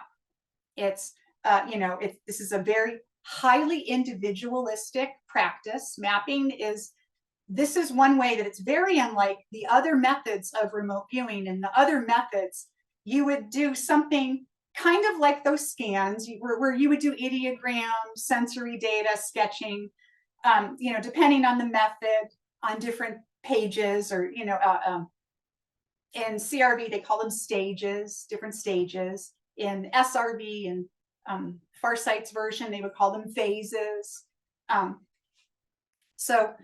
But after doing the initial type work like we just showed, then they would move on. They might do a little more getting low-level sensory data. But then in the other schools, they would move on to what's called a matrix, okay? And I'm going to just show you real quick. This is not, I'm not teaching you this, but I just want to show you what typically kind of comes generally next. It's not, I'm not being specific here because each method has a little bit different, way of going about things, but I want to show you kind of generally what a matrix looks like. and the kinds of data that you get in the matrix. And mapping, to me, replaces the matrix. Now, if you are a student of CRV or SRV, TRV, TDRV, HRVG, whatever method of remote viewing that you use, you can implement the mapping as part of your normal session. You can use it in place of the matrix, which I'm about to show, or you can use it after the matrix or before the matrix. You can implement it as part of your practice. So it's a nice set of techniques to implement into one of the more traditional styles, or it is its own thing unto itself as well, which is what I do. I only do mapping. I don't do the scans or anything anymore. And toward the end, I'll show you how I do it. And you can also look at my YouTube channel, No Rivets. I have a number of live remote viewing sessions that I've done on all kinds of topics. And I have a whole, I've been recording my sessions now for about 12 years on video. I have thousands upon thousands of sessions videoed. And so I'm kind of going through my archive and picking out some super interesting ones to share on YouTube. The next ones I'm going to be posting a new one on the New Jersey drones, which is on where the drones are during the day, because most of the sightings happen at night. So it ended up being a really cool session that got into artificial intelligence. Also have a session on Skinwalker Ranch I'm going to be posting because that's, you know, it's kind of a famous thing out there, television shows about it. Robert Bigelow, billionaire, bought it at one time, you know, for one of the projects he was working on. It's changed hands multiple times, and they claim that there's all this paranormal activity on Skinwalker Ranch, so you can find out if that's true or not when you take a look at my session on that, which I'll be posting sometime soon. Also, if you are familiar with Chris Bledsoe, who is an experiencer on the East Coast, North Carolina, he is a gentleman who has been having encounters with all kinds of orb-like objects out there. He sees them most nights, claims to see them most nights, and he also claims to have been visited by what he calls the lady, which is a kind of like a Virgin Mary, Madonna type character that has interacted with him and given him messages. And so I did a session on his alleged encounter with the lady, and that one's absolutely fascinating. One of the more interesting sessions I've done. So those are the next three I'm going to be posting. I like the weird stuff. Okay, so now let's talk about the matrix, which is what traditional remote viewing methods would do. So they get a piece of paper and then use regular paper, right? And they would typically put it in landscape mode. Doesn't have to be, but landscape mode works best for a matrix. And then a matrix looks like how you'd expect. It has rows and columns, like so, and each column has a heading, and each heading refers to a type of data. And in each school of remote viewing out there, their matrix might look a little bit different than others with different headings, but it's kind of the same thing, right? So you might have an S here for sensory data, meaning your five senses, smells, taste, textures, you know, blah, blah. You might have an M here for magnitudes, relative sizes of things, right? You might have an E here for energy. You might have a P here for physical things, et cetera, et cetera, et cetera. So it's all the different kinds of very basic data that you can get. And so how the matrix works is you take your pen, your rollerball pen, and I'm using a dry erase marker here, but you take your pen and you probe right in the column and you write down the very first S for sensory data. So I might write whatever the experience target is, you know, red, and then you go tall. Oh, there's no energy, so I'll leave that one blank. P, metal structure, blah, blah, blah. And then you just keep going through and you do pages and pages of this. Back when I was at Farsight, my sessions would typically have 20 to 30 pages of matrix, one page after another. And as you get deeper into the session, you may end up writing full sentences across the matrix. You might say a metal structure that is red blah, blah, and moving, depending on what it is you're looking at. So that's what would come next in the traditional session. But instead of this, I teach people to do a map. And I think a map, for me, I find it to be more effective in developing the data. Let's see why. So let's erase this.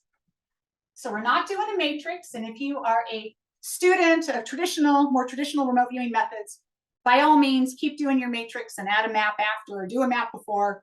It's all good, because these are all methods of remote viewing work. They all work wonderfully. They are all really cool, and there are super cool practitioners of every single method. My method is just another method, but it's a method that I love. I first came up with it 15 years ago. My very first session I did on mapping was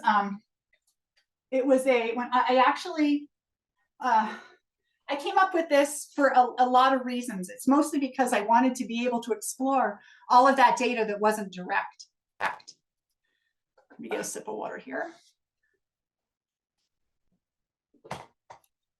So you're going to take your 3 scans. Let's pretend we're looking at the pyramid.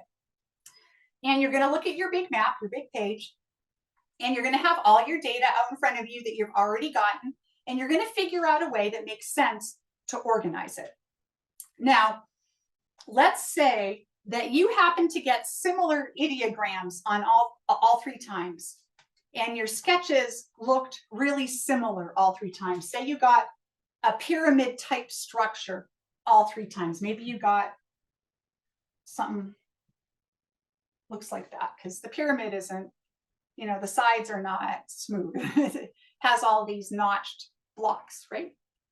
So maybe this is something you drew in your scans, and maybe you got it, maybe you drew this twice, and the 3rd time you drew, maybe you drew the camel, the guy on the camel, right? But you didn't know it was a guy with the camel. You knew maybe it was a person and they were on something.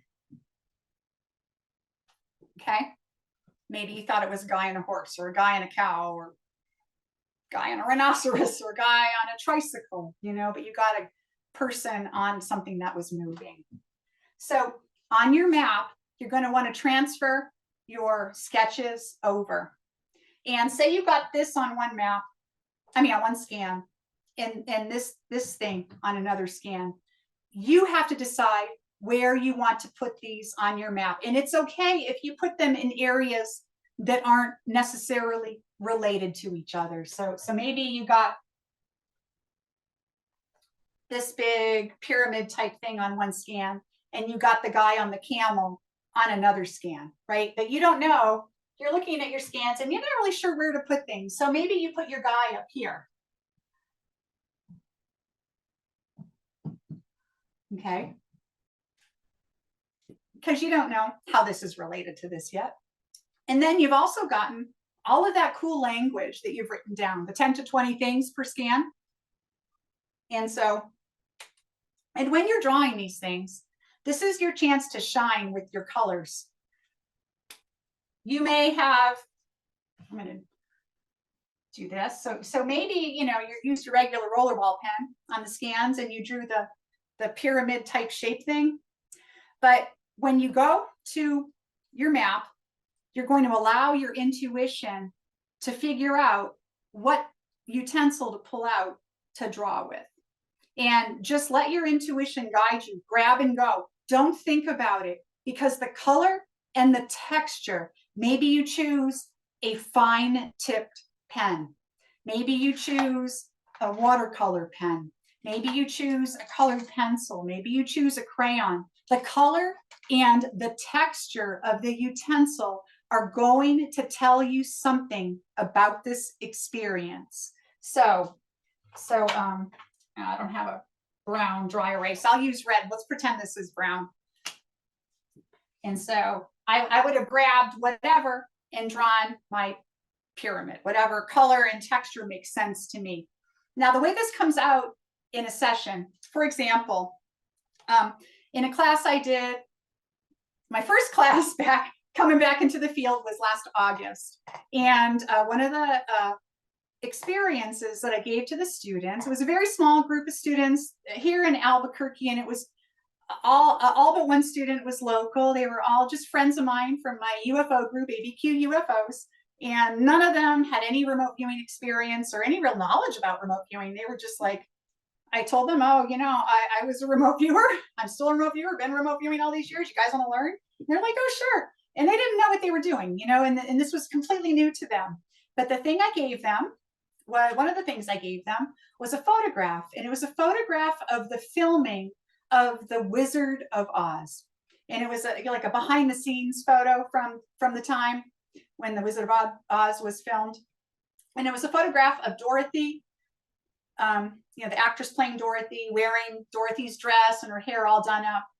And then there was like a couple of the little munchkins from the movie next to Dorothy. There was cameraman, a couple of camera guys, and some of the other characters in the background. So it was the filming of, and so one of the students, she grabbed a yellow crayon, and she drew, let's pretend this is yellow, and she drew the girl, a little girl in a dress here with a sash, just like Dorothy had. And then she drew this long yellow line, and she labeled it as a road. And, why did she choose yellow? The yellow brick road in The Wizard of Oz. That's why she chose it. And then she drew at the end, she drew a castle, which she had gotten the girl on one scan. She'd gotten the castle on another scan. So then she drew the castle, over here, because Dorothy was going to see the wizard. And she drew a wizard too. It was pretty cool. Pretty amazing session for somebody brand new.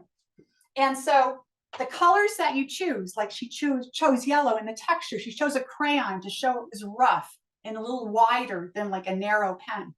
So the colors that you choose and the textures are going to give you more information about what this experience is. So you're not just limited to thinking about things, you're allowing yourself to choose colors and textures that can make your whole experience come alive.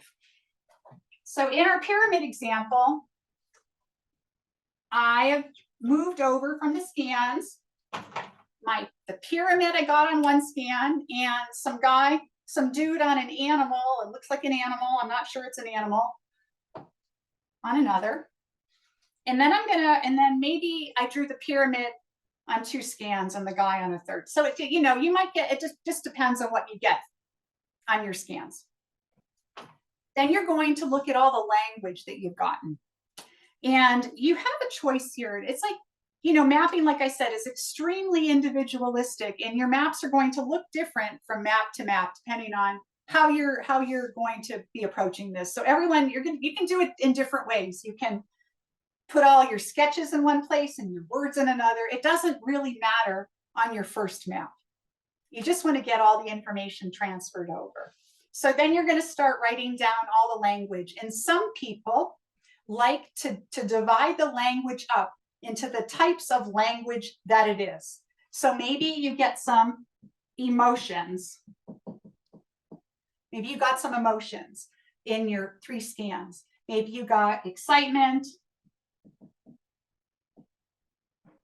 Maybe you got tired because somebody, has been walking around all day on their vacation, blah, blah, blah, blah, blah. So you get your emotions, and maybe over here, you're going to write like your physical.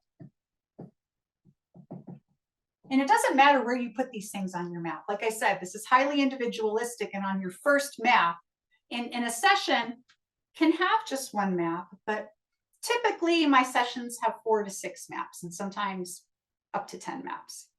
If you look at my sessions on YouTube, you see I do minimum of 4, but everyone's different. And at the beginning, I usually have students just do 1 map to start with. So then maybe over here, you write the physical type things that you've gotten. So maybe you've got a structure. Maybe you've got the idea that there's stones. Maybe there's dirt, an animal, whatever kinds of physical stuff that you got on the scans. And then maybe concepts. Maybe you got the idea of old, or vacation, or looking, whatever your concept type words are. So you can put, and there's all different kinds of, categories you could use. You could have like sensory data. You could have, maybe if this is a technology type experience, maybe you would have a section for math if you're getting math concepts or whatever. So, you put your data wherever you feel like it should go, and you use whatever colors and textures that make sense to you. So now you've moved all your data over to your map. And you'll notice if you look at my YouTube, when I do mapping, I don't start with the scans. My scans become part of the map. I still do the same kinds of procedures with ideograms, probing, writing down language, and then sketching. But I think at the beginning for new students, it's really helpful to do the scans first and then move it over and then start mapping. So now we have all this stuff stuck on your first map. And the first thing you're going to do is you're going to try to figure out how all of these things are related to each other. Like if we go back to the examples in traditional remote viewing, you're getting a lot, page after page after page of low-level data, and it can be difficult. At least I found it difficult when I used methods like that to develop a narrative. And for me, developing a narrative and understanding exactly what is happening in this experience was critically important. So this is the way I figured out how to develop the data. So you're going to take another color. Use green. It's always good to get some colors involved here. You pick whatever color you want, whatever kind of pen or crayon, marker, colored pencil. And you start looking at all these things, and you want to figure out, how are all these things related? So we have this, and we have this. So how is this related to this? How is this related to this? And how is this related to this? Right? You want to figure out, what are these things? How are they related to each other? Are they near each other? Are they even part of the same thing? I mean, it's like if you think about the roller coaster example, you have people on the coaster, but they may not be related to the funhouse guy who's behind the photographer, right? So maybe you got both of those elements. So you're going to first pick two things. It could be any two things. It could be two sketches. It could be two words. It could be a sketch and a word. And you're going to figure out how those two things are related by drawing a relationship line. So let's figure out this guy and the pyramid. Are they related? Let's find out. You draw a line. It's a relationship line. And when you draw that line, you're telling your subconscious to figure out what that relationship is. If there's no relationship, you can leave it blank, or you can write none. But in this case, this guy is probably selling camel rides to tourists, right? Or maybe selling souvenirs, or he's probably related to this in some way. So you could say, oh, the relationship is works here, right? Because he's working there, probably working there. So that may be what you get. He works there. So that already is telling you something about what's happening here. So now let's look at him in excitement. Nah, he's not that excited. He's been here a million times. So no, there's no relationship between him and excitement, because the excitement's coming from the tourists, which we haven't drawn yet, right? Okay, so let's see the relationship between him and this animal companion. Long time. Maybe this camel, he's had this camel for 20 years. I don't know how long camels live, but say maybe he's had the camel for a long time. So you start drawing all these relationships. So let's look at this, and stones. Yes, made of stones. So now we know this is made of stones. Okay. Old. Yes. Very old. So you start developing what all of these relationships are between words and objects, between words and words, between objects and objects. Okay. Vacation in this building. Oh, it's a destination. So the first part of mapping involves these relationship lines.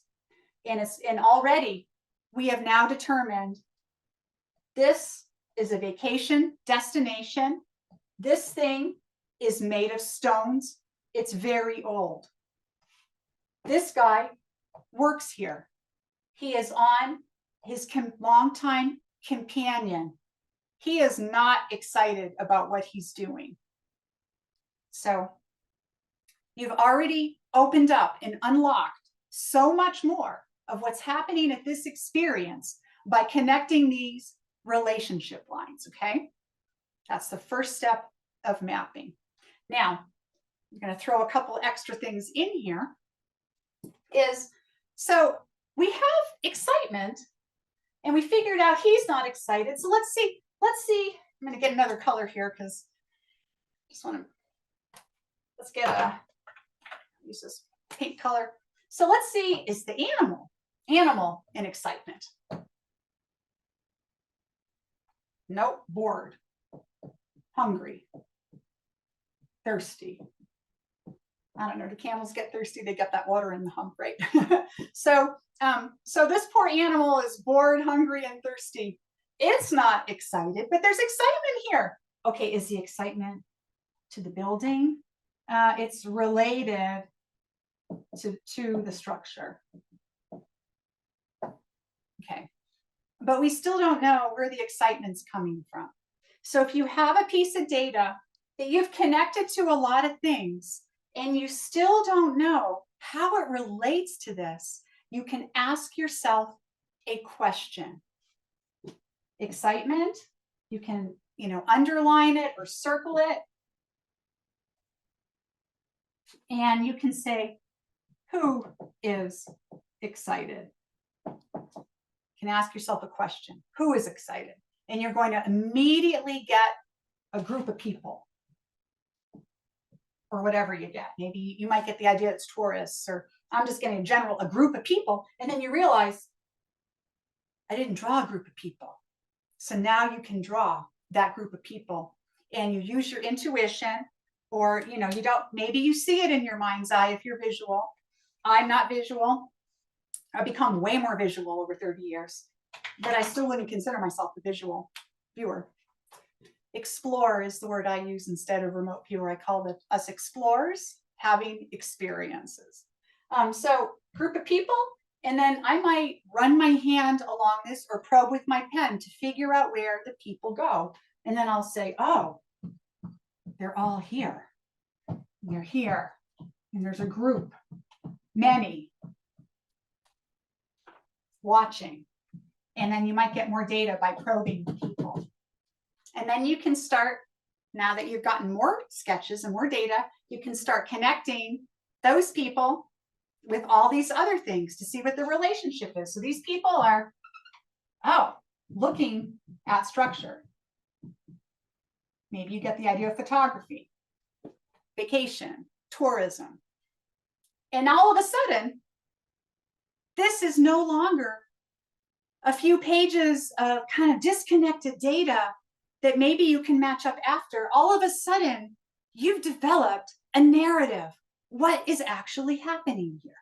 And this is just the very, very, very, very, very first stages of mapping, very first, but you're already developing a narrative. There's so much more to mapping, but what we're going to do now is we're going to do another session, okay, where we're going to give this a whirl. Now my map looks really messy here. They normally are not this messy if you watch my ones on YouTube, but it's a lot cleaner, but I'm just throwing crap on the board here. And if you fill up a map, you can always pull a new piece of paper out, new big map out, and move things over or start fresh, whatever you like. But for now, we're going to do one map. So what we're going to do, and I'm going to reiterate this, Let's just do a quick recap on absolutely everything.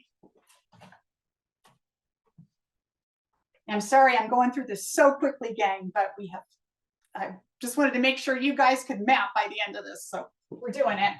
So let's, you're getting like a whole days of instruction. You're getting 9 hours of instruction in 4 hours. So again, big old recap. I'm going to have an experience for you, a target, but we don't use that word because we are not hitting or missing anything. We're simply having an experience and telling a story about the experience that we've had. And so I have an experience prepared for you that will have a random number associated with it, just like we did with the pyramid and the numbers on the pyramid, right? So let's say, okay, we'll just pretend this is the pyramid one again. I don't remember the numbers, so I'll just put 1, 2, 3, 4, 5, 6, 7, 8. Mountain-like thing. Whoa, it's mountain-like thing. Okay, you do the numbers, quick ideogram, you probe it, and here I'm going to tell you about another little trick. I don't like probing with my pen. In fact, I hardly ever do it. I probe with my non-dominant hand. And I think that this can be extraordinarily effective for some, but not all people. So you can try both and see what works for you. And what I do, and to be careful because I'm going to get marker all over my hands, but what I do, and you can see this on my YouTubes, is I rub the ideogram instead of probe it. And I find that that cross-dominant process, using both hands at the same time, integrates both sides of my brain together and gives me more data. Now, some people, they have a hard time using both hands at the same time. So it's going to be up to you what you would like to do. You can probe with your pen, or you can use your non-dominant hand and feel the ideogram. Either way is fine, whatever you like. This is, like I said, the process of remote viewing, regardless of what method you use, is highly individualistic. We are all different people with different backgrounds, experiences, knowledge base, spiritual and religious understanding, sense of the world around us. You know, some of us are old like me, some of us are really young, you know, whatever we are, we are. So I'm going to feel it instead of probe it, but you can probe with your pen. Quick list of sensory impressions. Tall, angled, brown, hard, dirty, old, blah, blah, blah, blah, blah. And so you get quick. You want to go as fast as I did there is how fast you should be doing it. When you get to the map, that's where you can take your time. But when you're feeling your ideogram or probing it, boom, try to get this stuff out as fast as possible. And then a quick intuitive sketch.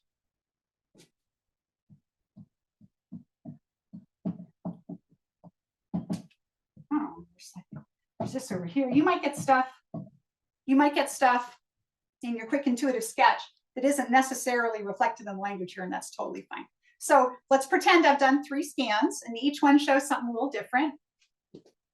And so now we move on to the map, right? We've done our 3 scans.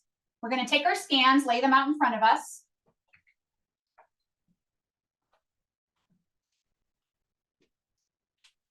And we're going to move everything over to the map. And you're going to pick colors and textures that make sense to you. I only have a limited number of dry erase at the moment, so, you know, whatever. And so, okay, I got this thing, and I got all these this time. And then I'm going to put all my language here. Whatever, you know, all my language here. I'm going to organize it in any way that makes sense to me. Again, this is highly individualistic. And this is, I think, where some people learning mapping get a little tricked up because they want to know exactly where to put things. But this is highly individualistic. And where you intuitively put things also tells you something about the experience. And that just comes with some understanding and practice. And so then again, then you're going to start drawing relationship lines and figuring out how this is related to this. So, visit, waiting. Maybe they're waiting in line to get in, watching, blah, blah, blah. How is this related to this? How is this related to this? How is this related to this? How is this related to this? And you get all this information and the data starts presenting itself. And so you'll end up with this map with all of this data that starts telling you a bit of a narrative about what actually is happening here. So that's what we're going to do right now. Let's do our first mapping session.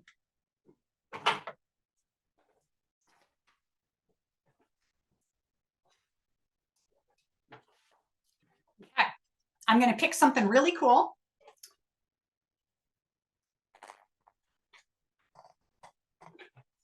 And again, I will walk you through it. Okay, I'll walk you through it, each of the scans. And this time I'm going to talk a little bit less.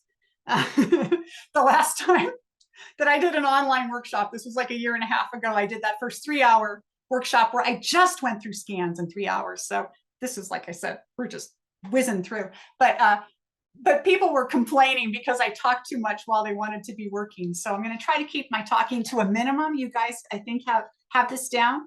So, but I will give a little bit of direction. So give me a minute here to pull up what we're looking at.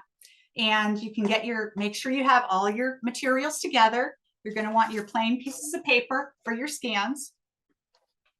And then you're going to want your big paper and your art supplies for your map. Have everything so that you can grab and go. You don't want to be running across the room. It's okay if you do. And again, you know, the pyramid I did that last time, and that's kind of a classic new remote viewing student experience to give, right? But this next one is something nobody here could possibly ever guess. It's probably a photograph you've never seen. Just something different. So I'm going to give everyone a minute to take a few deep breaths, cool down. Cool down. Here we go. 1, 4, 9, 8, 3, 7, 8, 6. Quick ideogram. Probe for sensory type data. Quick intuitive sketch.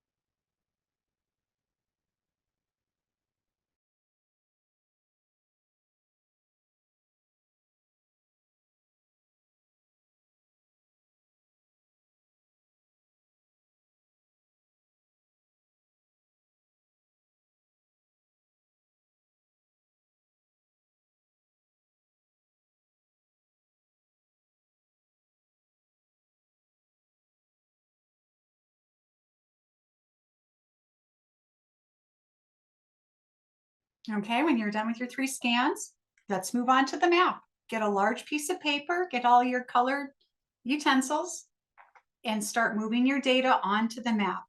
Once you've moved your data onto the map, start drawing relationship lines. Figure out how things are related to each other and let the data develop. I'm going to give everybody 15 to 20 minutes to do a map. So take your time.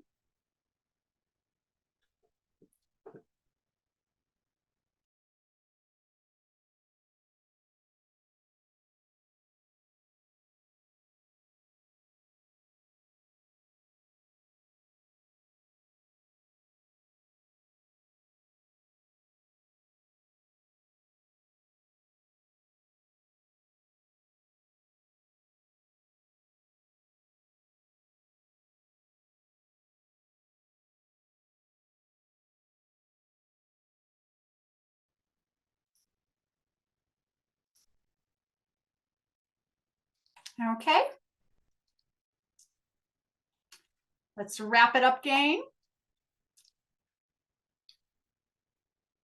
And I'm going to do the reveal. And then we'll open up the floor to some questions before we move on, because I've noticed some interesting questions in the chat. And, I think that, this is tough to learn over a webinar with a zillion different people and trying to figure out, what's going on. And I know I'm moving through this very quickly. So we'll take some questions, post your questions in the Q&A section, and we'll have Jen come on and she'll give me the questions, and I'll answer anything that you have on what we've covered so far. Okay. So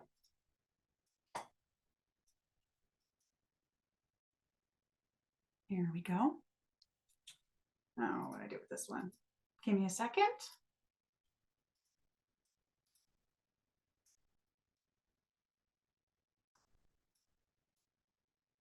I just closed it by accident.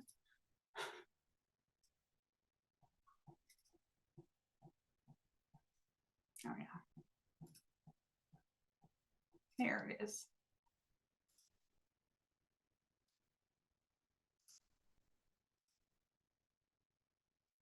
Okay, here we go.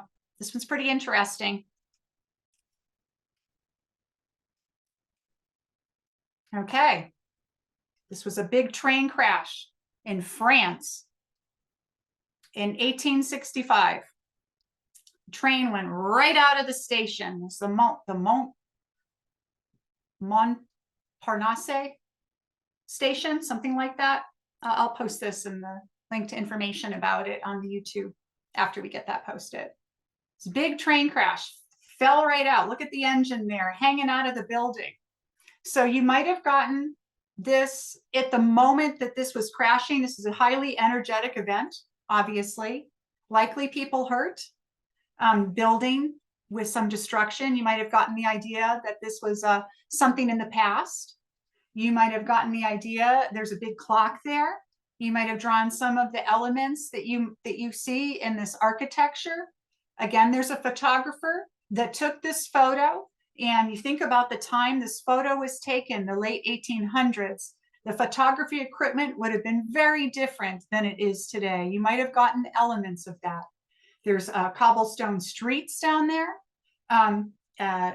The lamp posts would have been, lit with a flame.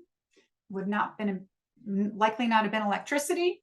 So this is actually quite an interesting little photo here. So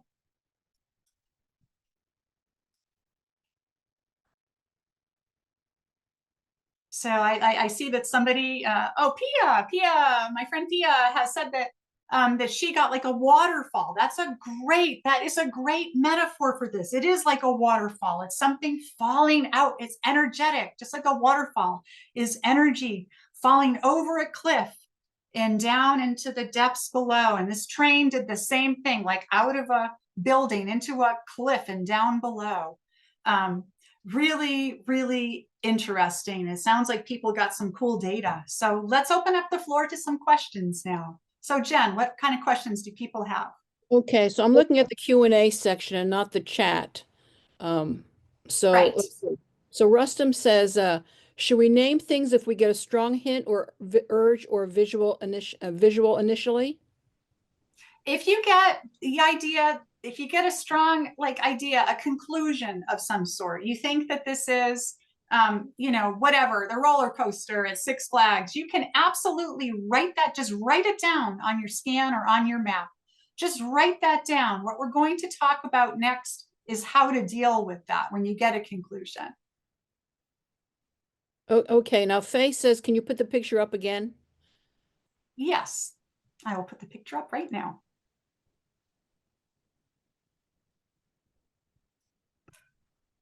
Yeah, and I can leave the picture up while I answer questions. Okay, Cheryl says she got a train and then she got a yellow light, but she got numbers 134 and 153. Well, the train does have, likely has some, it looks like there's numbers on that, on the little, like on the front of the engine. Looks like there might be an engine number there. I can't make out what those numbers are. It's very possible that you got, numbers can relate to all kinds of interesting things. So it might be the train number. It could relate to the time that the train was supposed to arrive before it had this untimely demise. It might relate to all kinds of interesting things. It's hard to say. Okay, so there are no more questions in the Q&A, but there are a lot of comments about what people got. Yes, let's hear some of this. Let's see. Let me go. Someone got rush and still immediately after. Someone else got Perfect. waterfall. I had the idea there was a lot of pieces falling out of the sky, like the latest SpaceX Starship explosion.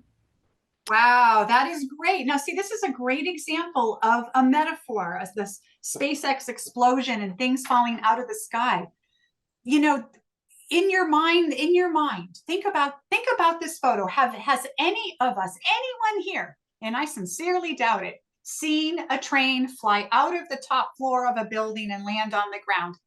No, we have not. We do not have a basis for comparison. So our mind is not going to give us that direct data per se. It may give us elements of it, but it's going to compare it to something that we do know about. And that's a perfect comparison. So nicely done.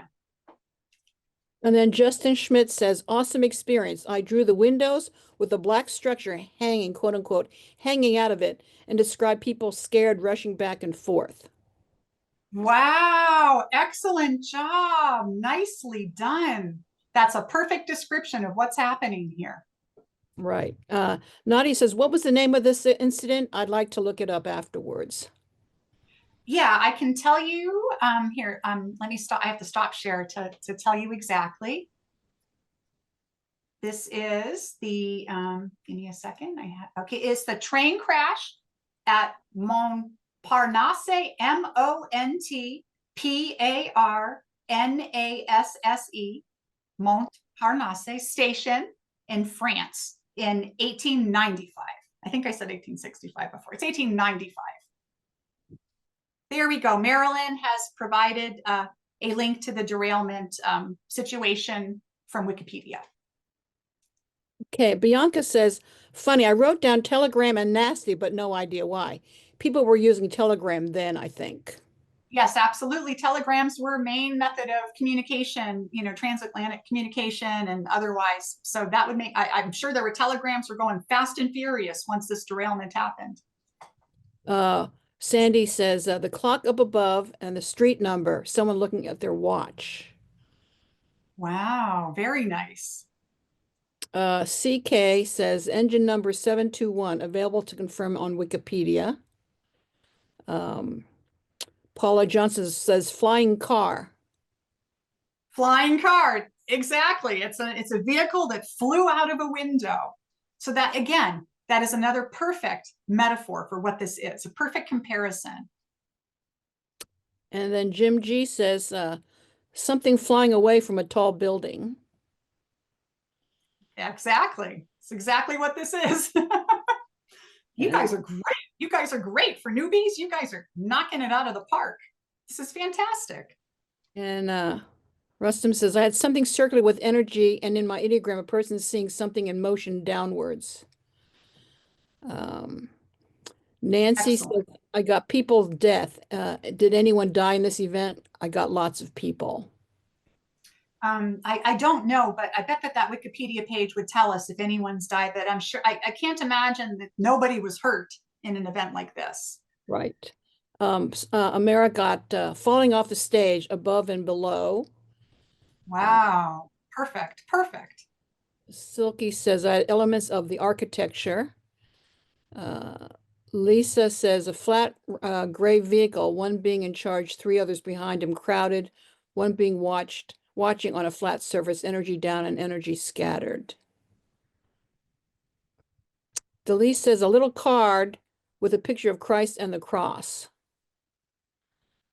Wow. Now, see, when you get that kind of religious symbology, that can often refer to, people passing over.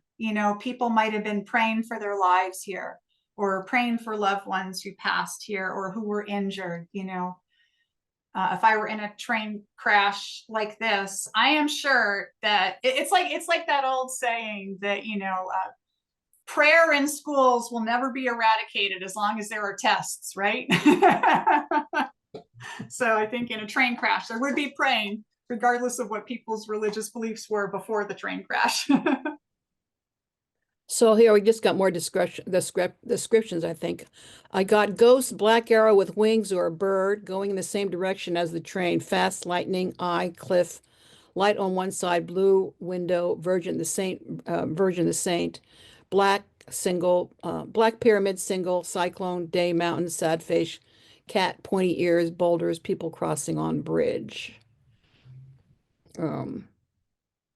Then Craig says, I got nothing close to the experience. I have to use much imagination to make connection to the photo with a sad face. Yeah, again, guys, this is maybe one of your first attempts at doing something like this. And it can take a while to develop the data. And the first few times that you do remote viewing, actually, it takes probably 50 sessions really to really start to ease into a groove with this, where you're not trying to force things or trying to figure things out. You want to eventually get to, if you want to take this on as a practice, you eventually want to get to the point where you don't care what it is. You're just having fun, having an experience. And that's when the data really can come alive. But there are reasons that you got whatever you got, guaranteed. There are reasons that your mind decided to present that language or those sketches to you. There are reasons for it that relate to what this is. This is the whole philosophy of you get what you get. You get what you get doesn't mean that everything is 100% direct. If you get like the flying car that I think Paula mentioned, a flying car flying out. It's not a flying car, right? It's not. But that data is still correct. It's like correct in terms of metaphor. Your mind knew it was a vehicle flying in some way. And how would your mind ever try to conclude that it's a train, right? A train flying, it makes no sense. But a flying car makes a little more sense to your left side of your brain. So it's going to package the real data, which is vehicle flying out of a window, and package it in a neat little conclusion, thanks to your left side of your brain. And so, mapping becomes an exercise in deconstructing all of these things. Relationship lines are the first way that you can start deconstructing, by developing relationships between the data. I did see that someone had a question. They were confused about the relationship lines. So let me go back to the whiteboard, and I want to explain this a little bit better. I know this stuff is hard to get at first. This isn't necessarily easy, but it's fun. It's the most fun you can have with your clothes on, I always say. So let's go back and let's do the train example, okay? So, and I saw other people were a little bit confused about the 3 scans. So I'm going to give like a recap now. I know we had some latecomers pop in, and I know that that some of this stuff is a little bit confusing for everybody. So let's do a big recap. And then I'll teach you a little bit more, and then we have time to do another one, and then we'll do a big Q&A, and you can ask me anything about anything. So let's take this train example. So again, in remote viewing, or in my method called TransDimensional Mapping, we have an experience. The old word, the word that is used in other methods of remote viewing is target, the target. And I've changed that word to experience. I feel that that's a more accurate representation, because you're not shooting at something to hit or miss it. You're not trying to do just a real basic low-level description of something. You want to have a real experience. For me, gang, for me learning this stuff, if all I ever got were just simple impressions of things and didn't know what it was by the end of a session, if I could never get myself to the point where I could figure something out, this wouldn't be worth doing. So I spent 22 years in silence doing this every morning and every night, 2 hours in the morning, 2 hours in the night, for 22 years. 22 years in silence. working on this because I wanted to figure this out. I wanted to be able to know what this experience is, whatever each of these things I was doing was. I wanted to know it intimately. I didn't care about naming it because most of the stuff we look at, how could you ever name this? How could I ever know what the name of the station was per se? You know, I mean, maybe you'd get elements of that in your session, but I would never have known about this event if I hadn't found this picture on the internet. And so, but I would have wanted to know that this was a train crash, an unusual one, a derailment that flew out of a station. I would want to know all of these things. So that's why I developed this whole mapping method, because it does allow you to develop that narrative so that you have a real experience and you're able to tell the story of that experience. I want to be able to tell the story to other people. We're all storytellers, and this is one of the coolest methods of storytelling because you can look way in the past, way in the future. You can look on this planet, off this planet. You can look at other dimensions. If other dimensions exist, you can look at before time began. You can look at the nature of God. You can look at anything, anything, anything, anytime, any place, anywhere. It's the coolest thing ever. So big ol' recap for everybody. All right. So the experience, the target, has a random number associated with it. Originally, the military, the people first involved in the military used literal coordinates, latitude and longitude, but they discovered they didn't need to use actual coordinates. They could use a string of random numbers, which they kept calling coordinates. And that's a general term used throughout most of the remote viewing world. I call it the tag, but coordinates is good enough. So you have your tag, your coordinates, a random number. It's associated with a target, an experience.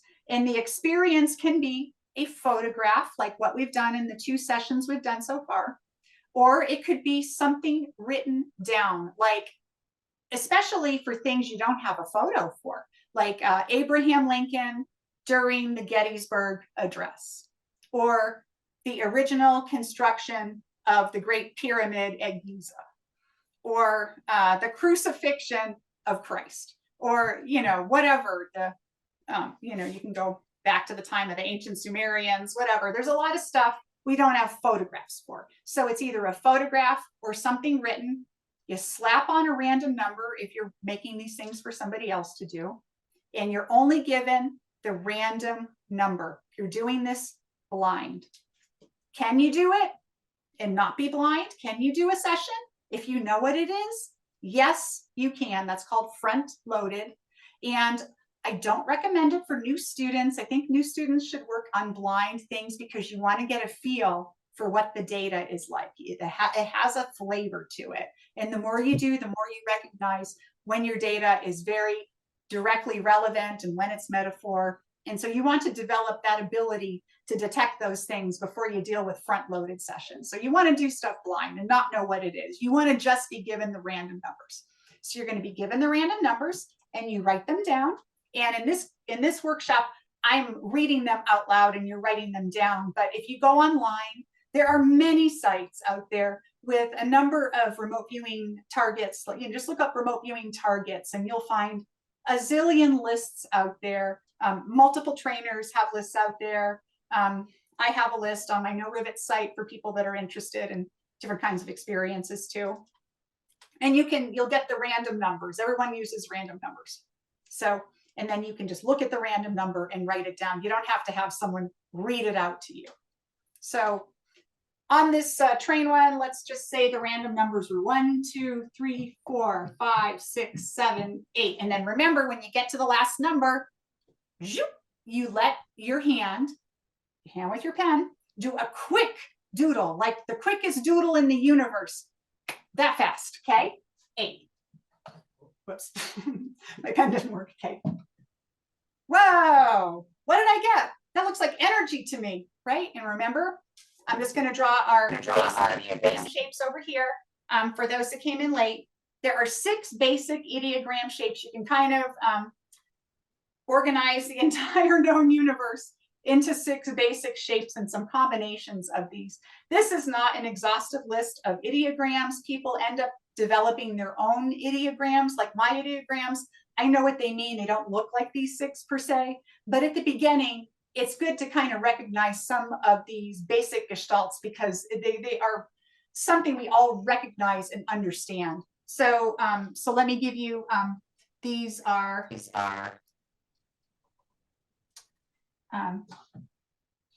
water. If your ideogram has wavy lines, or it might look like that. Water, typically. Something chaotic is usually energy. Something with an angle, and the angle could be, you know, in any direction. It's typically some kind of a structure.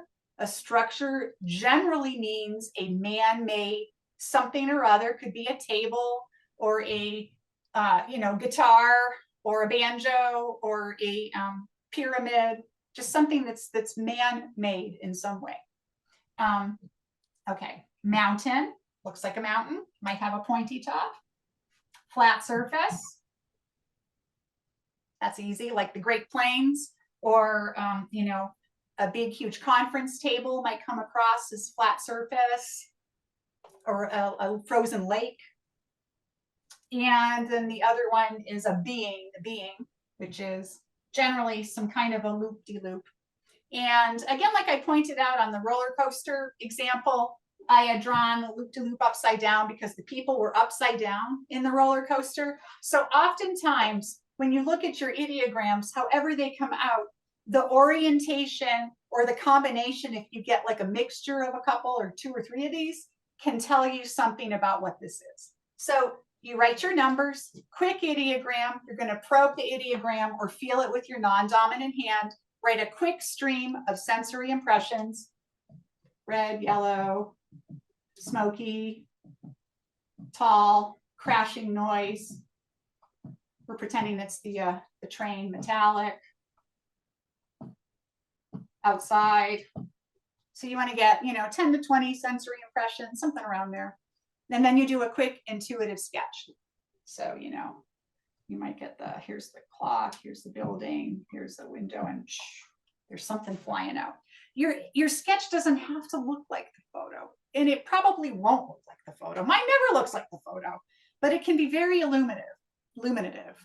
Okay, so you do a quick intuitive sketch. Again, if you're a very visual person, you may literally see something that you draw. If you're a non-visual person, like myself, just let your hand draw what it draws. It's just going to do something. Let it free draw. Don't think about it. And all of this should be done very, very, very quickly. This should be a very quick process. You don't want to spend any time on this. Boom, boom, boom, boom, boom, boom, boom. You want to do it really quick. And this whole page, right? This whole page is called a scan. You can call it whatever you like. I call it a scan. It's like a quick scan of whatever's happening there. It's a snapshot. You can call it a snapshot. I use that one too. And we're going to do 3 of these. And every time you use the same tag, the same coordinates, because it's the same experience. It's the same photo or the same written task. And the reason we do it 3 times is because it's going to give you a different perspective each time, or a different angle. The first scan, you might get the train coming out of the window. The second scan, you may get the train engineer or conductor or somebody in the train who's hurt or dead. The third scan, you might get people on the street, because there's probably people on the other side of the street looking at this thing and being astounded. So you're going to have 3 scans, and they should have, you know, they may have similar data. They may have some of the same data in each scan, and it's okay either way. It may be completely different data each scan, or it may have some similarities, and either way is fine, because you're getting new perspectives, and sometimes a new perspective still has elements of the old perspective. So you do 3 scans, and then you move on to your map. And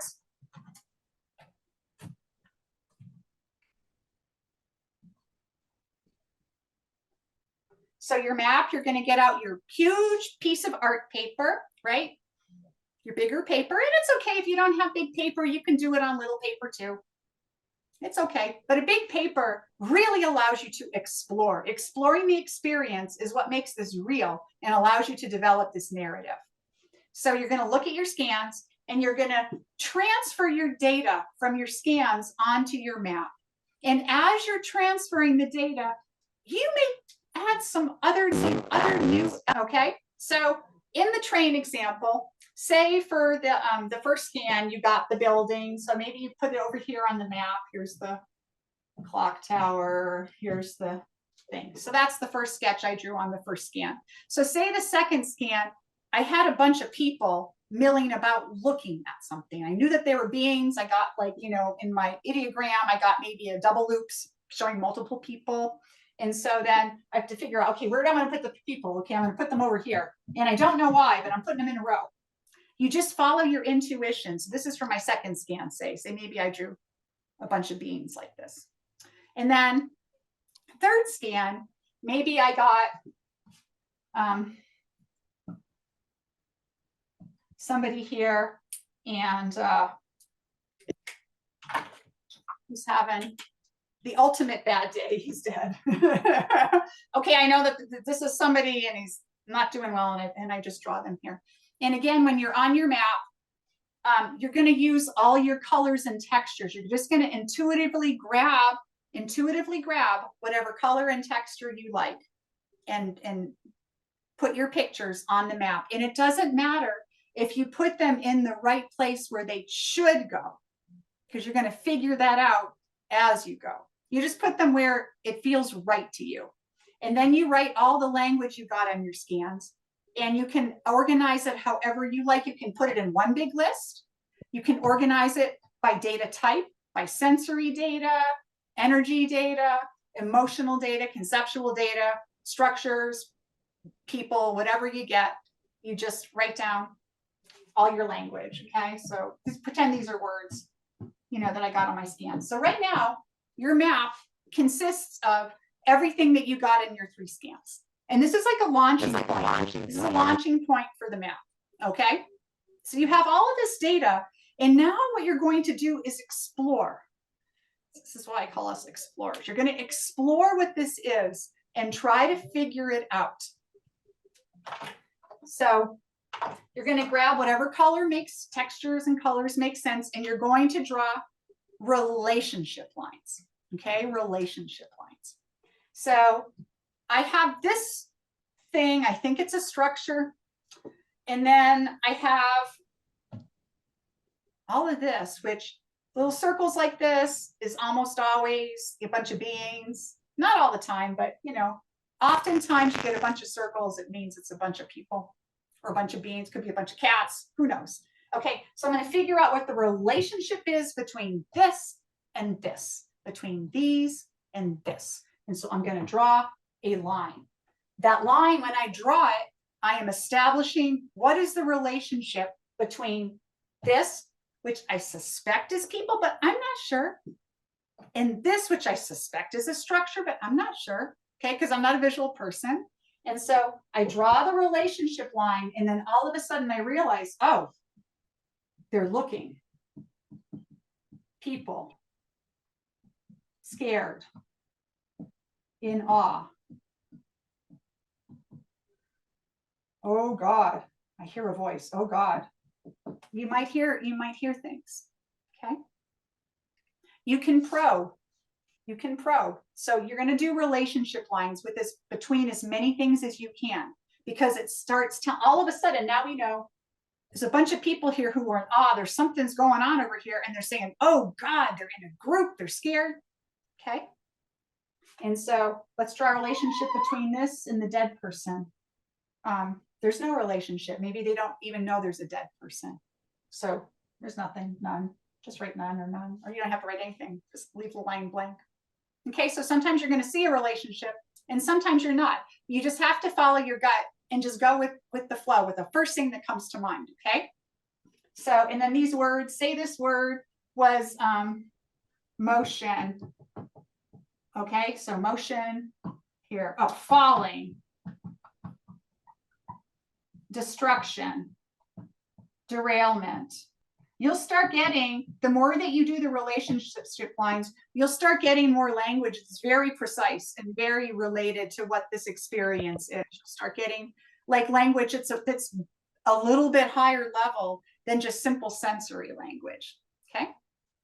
Now, sometimes you might get some data and you don't know how it relates to anything else. You're not sensing a relationship between, you don't know, okay, what's in here? You want to find out what's in here. This is what you do. Mapping's really fun because you can just, you can just play around with it. Maps should be really exciting. You should be trying to figure out absolutely everything that you can figure out. So let's figure out what's inside here. So you can, if you want to know what's inside, ask a question. What's inside? Oh, there's people, rushing,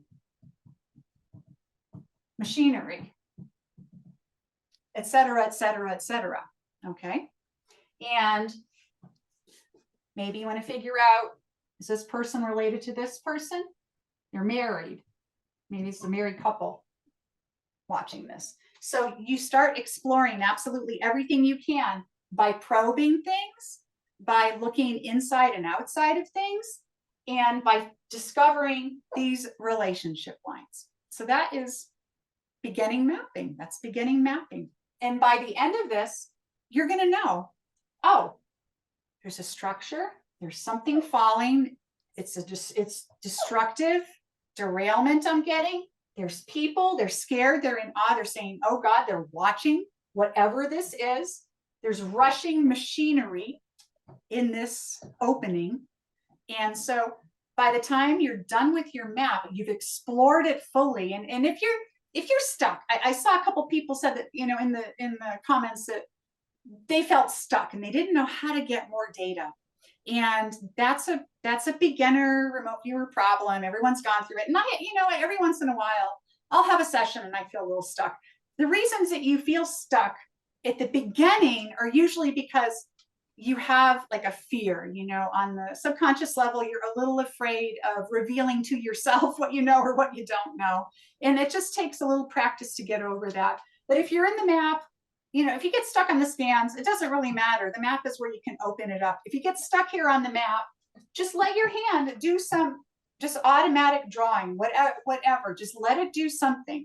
And the more that you let yourself loose, let yourself go, the more you'll start getting more data. So if you get really stuck, just start drawing some doodles. Let your hand just do whatever, and then probe and see what you get and write down the language that you get when you probe that. And the other, okay, my thought just derailed. My thoughts are like that train. So I had another thing I was going to say. Yeah, so, you just want to explore this as much as possible. You want to fill out every single possible thing. This is just your first map. And like I said, we're only taken 15-20 minutes to do a session, but a normal mapping session takes a minimum of 45 minutes. You really don't even see the data truly develop until you're at least 30 minutes in. You want to go 45 to 90 minutes on average, and you can go longer than that. I have had sessions that have gone for multiple hours. Sometimes on some projects that I do, operational projects for clients or whatever, I'll do 2 hours on a session, then I'll take a break. And then I'll come back to it later in the day or the next day, and it's the same session, hasn't been revealed to me. And then I will attack it some more. I'll keep mapping. I'll get a fresh map and ask for a new perspective and keep going. And I may spend, I think the longest I've ever spent on one session was 60 hours. And that had oh my gosh, so many maps. I don't even know how many maps that had. That was a crazy project. That was what I call a technology transfer project, where I was looking at a new technology, and I was working more in like engineering type drawings on that, which is a whole nother can of worms, but which you can also do with mapping. But this is, like I said, just the very beginning stages. So again, to recap the maps, you put all your stuff from your scans on your map. It doesn't really matter where you put it. The more that you do this, the more you'll develop your own style and your own way of putting things together on the map. Then you start drawing relationship lines and establishing how things are connected to each other? How are these things connected here? You know, and then that's going to give you more data. So you're getting more data. All of a sudden, you realize in drawing this relationship, you realize now that there's people looking and they're scared and in awe. You didn't have that data on the scans, but you got it all in a lump here by figuring out the relationship. So that is beginning mapping. And again, you can ask questions, some basic questions. What's inside? Who is this? What is this? You can ask basic questions as you go, and you get what you get. You write down what you get. If you get a conclusion, write it down. So I saw in the chat that somebody had the idea about Stonehenge, right? Stonehenge. So say you think that this is Stonehenge, right? So, and this is written on your map. I'm not sure. Stonehenge. There we go. Well, you know what I mean. So say you write down a conclusion like this, okay? Don't discard it. Don't throw it away and say, oh, I've got to be wrong. It's not that. It probably isn't this. I mean, most of the time when you write a conclusion, it's not that, unless you're highly experienced or you're deep in the mapping, and then it probably is that. But for today, likely whatever your conclusion is, it's going to be wrong. But there is a reason. There's a reason that your mind came up with this conclusion. And that reason is usually has a lot of data in it. So what you want to do, if you have a conclusion that you've drawn, is you want to, and you can see me do this multiple times in the sessions I've posted online. I do this over and over and over again, because I will come up with conclusions at the beginning, just like you guys are doing. It's a natural part of this process. Your mind cannot help it. It takes small pieces of data and tries to fit it in a box. And then it hands you that box, but it's probably not the right box, but the stuff inside the box is correct. So when you have something like this, a conclusion, you ask yourself, why? Why do I think it's Stonehenge? Why? Write down why. And then feel it, probe it, and then all of a sudden okay, there's stones, tall, mystery. Maybe it's a mystery why the train derailed, or, I mean, whatever the reasons are that you thought Stonehenge, it will come out. And all of this data, this allows you to get rid of the Stonehenge story, but to keep the data that's locked up in it. If you just threw out Stonehenge, just cold turkey, baby out with the bathwater, you're going to lose the data that was pulled together to give you that conclusion. Okay, why is an important one. Like I posted a session on my YouTube where the experience, it was a photograph one of Mahatma Gandhi, and there were some women behind him. This was taken at an ashram, and I was convinced from pretty much halfway through my first map that I was looking at John Lennon, and it was the circular glasses that they both are. There's an iconic nature to those glasses for both of those individuals. And the glasses threw me for a loop. I was absolutely convinced it was John Lennon because of all of the kind of conceptual data I was getting that could relate to either or. The idea of British, which was a big deal for Gandhi, the whole British colonization. Of course, John Lennon was British.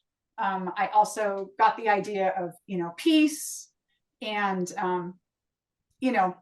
there was a lot of things that were in common between the two men, but they're both very different individuals. And so I kept thinking it was John Lennon. So I kept asking myself, why? Why do I think it's John Lennon? And I started writing down all the reasons why. And eventually I was able to map myself out of that conclusion. But it can take a little while. So asking why is a really great way to get that data that's locked up inside. So let's open it up for any more questions. And then we'll do one more. And then we will go ahead and finish up with some fun Q&A, whatever you guys want to ask me about. So if anyone has any questions, pop them in the Q&A, and Jen will ask. Okay, And there are questions from Amara that says, I am more conceptual, claircognizant, but I tend to try to see, quote unquote, clairvoyance. And this expectation of seeing is throwing me off into no conclusions. How can I coax myself into more claircognizance? So strange, it's more natural to me, but in this I'm trying to visualize.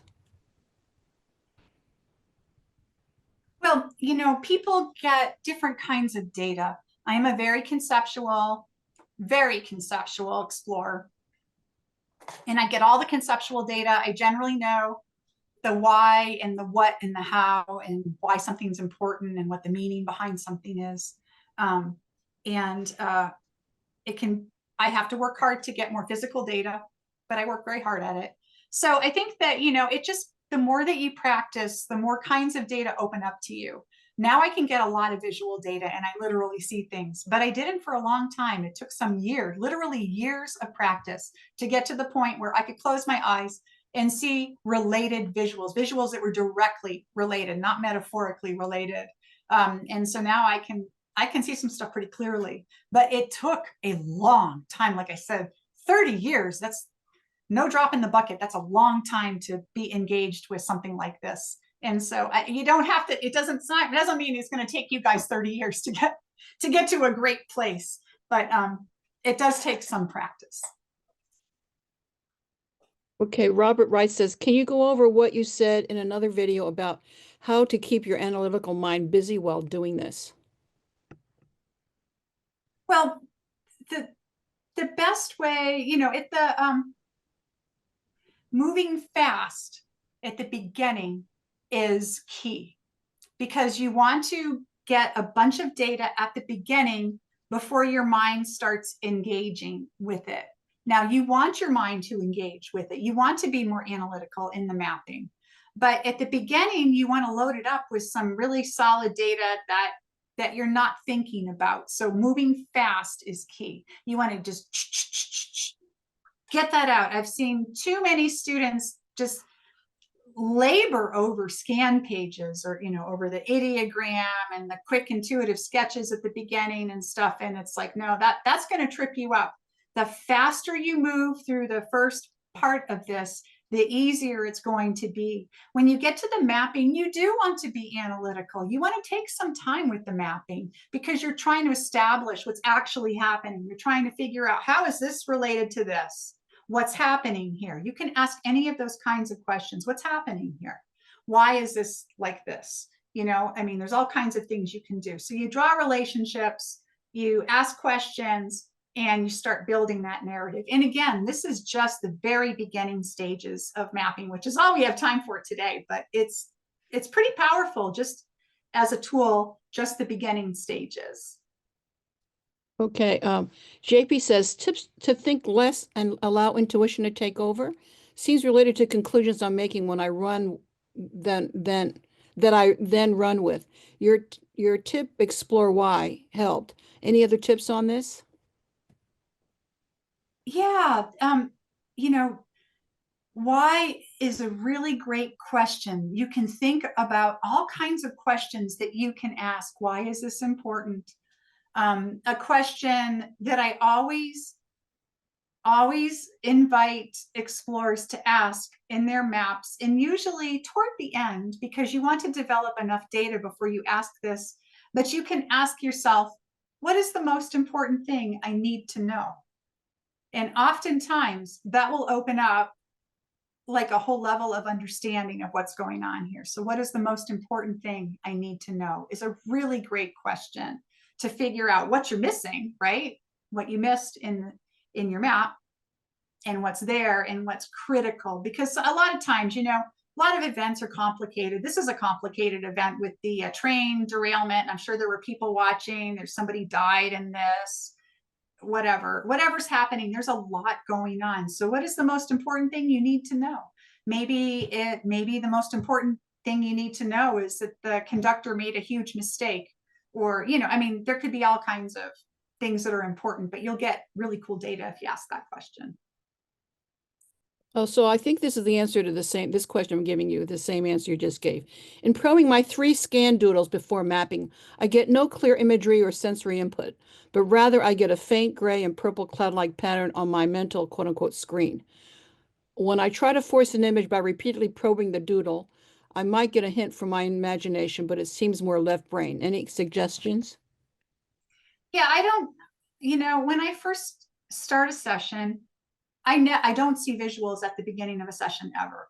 It's rare. I won't say ever, never say never. I mean, there's the occasion when I do. But at the beginning of a session, because I am highly conceptual, is I don't get visuals. And so I don't try to get visuals. I let my hand do an automatic sketch. So I'm not trying to force a visual on the scans. I'm letting my hand just do whatever it does, free draw, just letting my hand work just real quick. And usually my sketches don't look that great. They're just kind of, sometimes they can be real blobby, but when I put them on the map, then I can start drawing relationships and figuring out what those things are. And it's okay, you know what? And if you get stuck with the sensory data, I know at the beginning it can be hard for people to pull the data out and they're not really sure what they're going for. And so it can be hard to get all this language. So if you're stuck and you're not getting what you want to be getting, just force yourself, just say, okay, if you're like in the sensory data and you're probing your ideogram or feeling it and you're not getting any sensory data, then just write down quickly, okay, first sound that comes to mind, boom, write the first sound. First taste that comes to mind, write the first taste. First color. Just think about the 5 senses and boom, boom, boom, write the first one of each of those senses that comes to mind and ask yourself tall or short, and then write down tall or short, write down hot or cold, write down hot or cold, the first one that comes to mind. And then at least you're loading some data up. So you can kind of force the data that way. And I recommend doing that if you're getting stuck, because a lot of times it's just a question of figuring out, right now you're trying to remember where to put what and what to do next. And it can be hard to do that and allow yourself the data as well. So give yourself some grace and give yourself some outs here. Ask yourself these questions. First color, first smell, first temperature, that can really help. Okay, AK says, is there a way to tell if you're in the wrong timeline, like past versus present versus future? Yes, there is. And that's a little more advanced technique. Sometimes you can have some time slippage in some of these and some experiences. It kind of depends on what it is and where it is. You can sometimes see something before, like this. Okay, so the train derailment, you might see the train at the moment of impact when it first hits the window and wall. You might sense it, right at the moment when it lands and the person and people are hurt or dying. You might sense it 5 minutes before, and you get this sense of impending doom because the conductor or the engineer or whatever realizes they can't stop this train. So yeah, there can be some time kind of slippage or alternate time points, and there are methods for determining that. I'm actually going to be teaching an advanced class in what I call time leveling, which is a particular method involved in mapping where you can determine more precise timing on things. But that's way too much to get into. There's still so much more to get into before you get into that. Okay, so Tom is asking, what are the benefits of developing this skill? You learn so much about yourself. So let me tell you some of the cool stuff you can do with this. Like in my classes, I give out all kinds of interesting things, and we're just together for 4 hours, right? That's really short. My normal beginning classes are 40 hours, so 10 times longer, and day after day. And there's something beautiful about doing it 8 hours a day for 5 days in a row, because your resistance wears down, and then you're not so stuck in your head, and you allow yourself to get a lot more data. And so it's kind of a beautiful process. But some of the things that we look at are really interesting. Now, looking at old pictures, like I didn't get into this to look at pictures of pyramids or of train derailments and stuff. Yeah, it's interesting. And, you finish your map and you say, wow, I got this and I got that, and this is really cool. I can do it. But, if all I could ever look at were just old pictures, I would have hung up my pencils and pens many, many, many years ago, decades ago at this point. I would not still be into this to the degree I am. What I find fascinating is using this to discover things that we don't know. It's also an incredible tool for self-exploration. At the end of all of the classes, all the beginning classes that I have taught, I always end with a personal experience. For example, one of the classes I gave them, the experience was the most important lesson that the explorer needs to learn in this lifetime. And it was remarkable. Almost everybody in the class, and this was a pretty big class, almost everybody in the class knew 100% that they were remote viewing themselves. They were putting themselves on their maps, and they knew that it was them. And they were able to figure out like relationships between family members or work issues or spiritual issues, whatever their most important thing to work on in this lifetime is. And there were so many tears when everyone shared this experience and they showed their maps and they talked about what they got. It was remarkable. It just unbelievable, really cool. So that's one way you can use this. You can find out all kinds of things about, like I've used this for, I have done a lot of work for law enforcement, I have been instrumental in helping find missing persons, dead or alive. I have been instrumental in solving a multitude of crimes. I have all kinds of fun stories about looking for people and places. We looked at that roller coaster, and that just reminds me of a project I did for a roller coaster developer who very, very, in that area, of course, wouldn't be like a household name, mind you, but in that area, he was, household name for people interested in roller coaster development. And he had a business partner who ran off with something like $28 million. It was some big number. I don't remember the exact number. And he wanted to know where his old business partner had gone, because he absconded with all this money, and he had a big project to put together, didn't have the money to put it together, and he was under contract. It was a big fat mess. And so and the roller coaster developer, is in the States here. And so I did a bunch of sessions on this, and some of my team worked on the sessions as well. And I determined through analysis, looking at everyone's work, that the missing person who had stolen the money was in Australia, in Sydney, Australia, because everyone was drawing the Opera House, famous, iconic building. And it's like unusual, and it's very easy to identify in a remote viewing session. So the guy that hired me flew me out to Sydney, and I took all the stuff, because I had come up with all these maps to show where he would be in Sydney. And we literally found him. We walked right up to him. He was in a Chinese restaurant. I knew exactly where he was going to be. And it really freaked him out. It freaked the guy out. And what was interesting is I had done body scans, which I teach in my beginning class, which is a method by which you can determine what's happening with a person's body on the physical, emotional, spiritual levels. And so, I was able to figure out, that this guy that they were looking for, that he had, a serious problem, a serious physical ailment. And so when we found him, I literally said to him, I know that you have blah, blah, blah, said what the illness was that he had. And that was that. It would just freak the guy out so bad. You've never seen anyone so shocked in your life.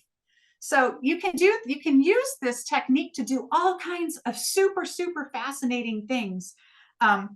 You can find out the truth about anything, because there are no secrets. In one class, actually in Jen's class, Jen, who's my assistant, was one of the things I gave them was the biggest secret in the world. Would you guys like to know what the biggest secret in the world is? Well, you can find out. You can map it out. You can remote view it and find out what the biggest secret in the world is. It's kind of shocking. You can use remote viewing, transdimensional mapping to discover anything you want to about the UFO phenomenon. There's looking at stuff that is unverifiable. Those are called esoteric targets or experiences. And so there's some people in remote viewing feel that you should only stick to verifiable things, but I would have given this up long ago if I had to stick to what people already know about the world. I am all about the what's out there and I want to find out. And so, and I think that, in terms of consciousness, what's happening here, nobody really knows how this all works, but I just have this intrinsic feeling that we are connected somehow to everything, to everybody, to everything past, present, future. There's like this just deep consciousness field or connection that is within us that we access, and we can just know all of these things about everything that's happening. So to me, looking at, you can't pick and choose. It's not like a big pie that's cut into slices and you're only going to pick these slices of consciousness out, and you're going to ignore those slices of consciousness because those you should not be looking at. But so to me, every slice of consciousness is as equal to another. So I have no problem looking at esoteric things. When I teach a 5-day class, every 5-day class that I've taught since I came back on the field, we follow the same. It follows the same kind of a thing, different experiences for each class. But I always give all verifiable stuff, and on the last day we do one ET thing and one personal question. So it's not like I'm teaching only unverifiable at all, but I want people to understand that these things are accessible and you can figure out things. And when you give an unverifiable thing in a classroom, like a good example is and I'm very careful with the tasking too, how you write it. You don't want to load the deck by putting your own personal opinions and what you write, what you want the people to look at. So for example, in a class I wanted them to look at Roswell, New Mexico, where the alleged UFO crashed in 1947. But I didn't write down the UFO crash at Roswell because that would imply that that's a real event, and that what if there was no UFO crash at Roswell? What if that was just a big mythology? What would you get? Like if I gave everybody Santa Claus as an experience, everybody would get a fat, jolly man in a red suit, right? Because that's the expectation. So what I wrote down for Roswell was the origination of the debris field that the rancher Mac Brazel discovered on his ranch on such and such a date. So that debris field was allegedly from the crashed UFO or the weather balloons, right? Whatever the real answer is. And what did every single student get? I didn't mention UFOs or aliens in that task, but what did everyone get? UFOs and aliens. Everyone.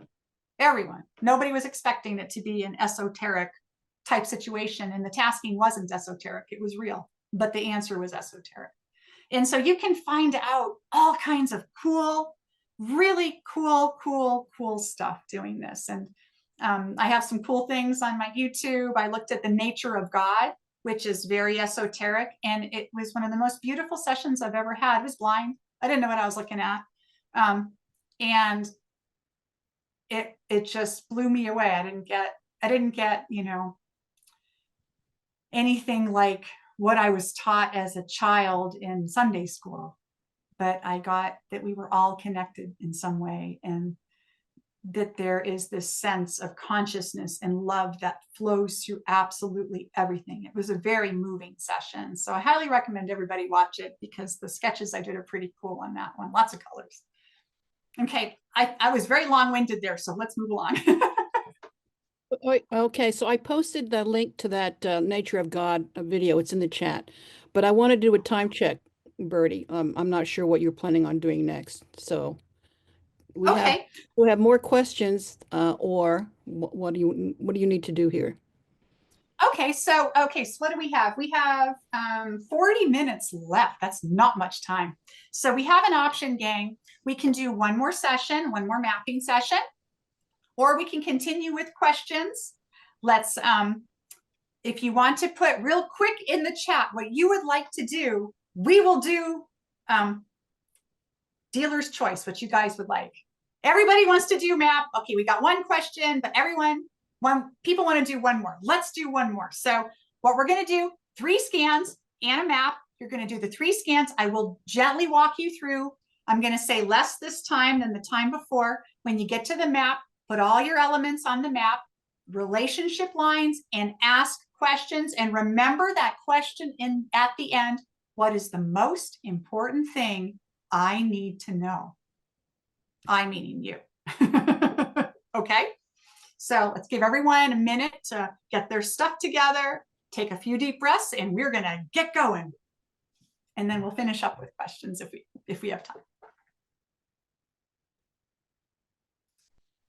Okay, I'm picking out something cool, guys, something completely different than the other ones we've looked at. So 3, 5, 6, 1, 8, 4, 0, 3.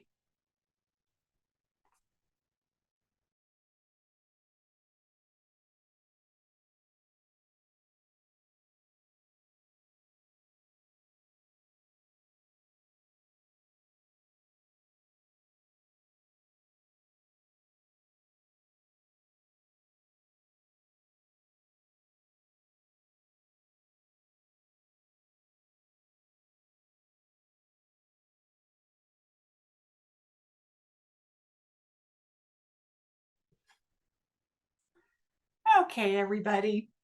I know that normally I would give students in a regular class much more time and I'd walk around and help people out, but we're packing it in today. 3 sessions, and you guys are probably pretty tired. One thing I want to tell you guys, especially if you want to take this on as a practice and really work at getting better and learning more about how your mind works and developing that language between your subconscious and waking mind, it burns a heck of a lot of calories. It really, really, really does. Your whole brain is activated in this process. And, you know, they've done PET scans and functional MRI scans, other kinds of scans of your brain there's just been some, you know, small studies done, but more and more all the time, looking at activity in the brain during different kinds of psychic type activity, near-death experience type activity, all things on this kind of consciousness continuum. And it shows that your whole brain is activated. Your brain uses a lot of energy. So you want to make sure that you're well hydrated and that you eat enough. I have a hard time keeping weight on myself because I do so much of this. I eat an absolute ton. So I don't eat like a bird. Don't eat like my name. I eat a ton and I still have a hard time keeping weight on. So it's good to eat a lot if you're doing this as a practice. I've had some students take 5-day class and lose 5-7 pounds. So you lost weight today, gang.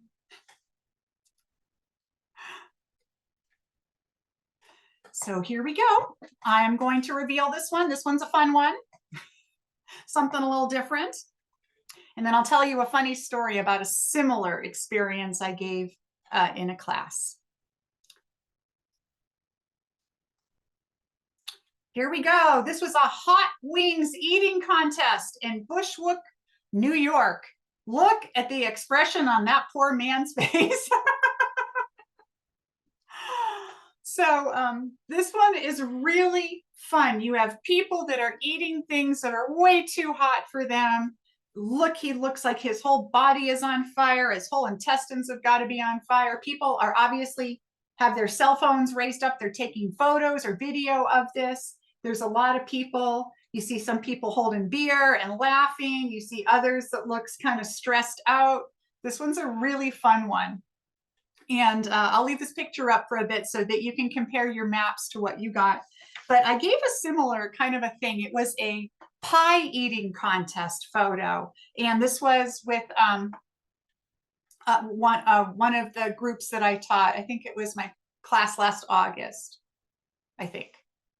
But it was or it was a homework. I don't remember. It was a pie eating contest, and it was a photograph of a bunch of kids. It was like a bunch of kids at like a county fair or something, seated around a big picnic table, and they all had a big pie in front of them. Their faces were covered with pie. They were shoving it in. There was a guy there who was keeping time. So obviously this was a timed competition, a guy with a big watch or stopwatch. And one of my students got so nauseated during the session, she thought she was going to completely vomit, throw up, because she felt so nauseated. And after it was revealed, she realized why she felt so sick. She thought she was coming down with something, but she felt sick because she was really connecting with those little kids stuffing a whole pie down. That would make me feel pretty sick too if I ate a whole pie at once. And when you have an experience like that, where you are really feeling everything in your body and you feel like you're there, that is called bilocation. And it's pretty common experience. The more sessions that you do, the more likely you are to have this kind of intensive experience where you feel it in your body. On another student session, I had given out, it was like a deep sea divers and underwater. And one of the students started swaying back and forth in her seat. And I was a little worried that she was dizzy or something. And I walked over and I said, "Are you okay?" And she's like, "I'm underwater. I'm floating underwater." Yes, she was floating underwater. She became one of those deep sea divers. So if anyone had a crazy experience where they felt like their mouth was on fire or felt the heat from the hot wings or the energy in that room, that's bilocation. So, okay, let's open up for questions. We have 15 minutes to go. So let's see what people have to say. Oh, I love it. I see in the comments there, Justin has written, I wrote down, "My face feels very hot and fiery." Bravo, Justin. That's excellent. Nicely done. Okay, do we want to go through the questions list? I haven't looked at the chat to see what's going on. I think people Yeah, let's go through the questions list. Okay, this question is probably not necessarily on target, but something good.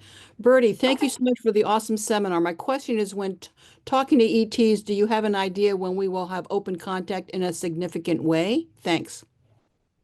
Oh, well, not related to what we're doing today, but a good question nonetheless. And I do believe we will have open contact. I don't think it's going to happen very soon, but I think it will happen within my lifetime. I really do.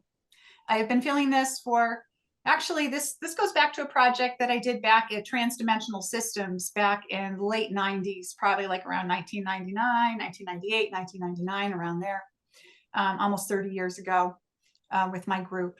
And we were looking at disclosure, when disclosure would happen, because oh gosh, I thought it was right around the corner back then when, world governments would come out and say UFOs are real. And this was the late 90s, 30 years ago. Has it happened yet? No. But I've been into this subject my whole life, UFOs, since I was 7 years old and had a UFO experience. And I really looked at this data, and what it showed was, and we realized that it was going to happen in the future because our data indicated we kept getting 25 to 30 years, 25 to 30 years. That kind of puts us around this time, a little bit shy of that, maybe another 5 years or so.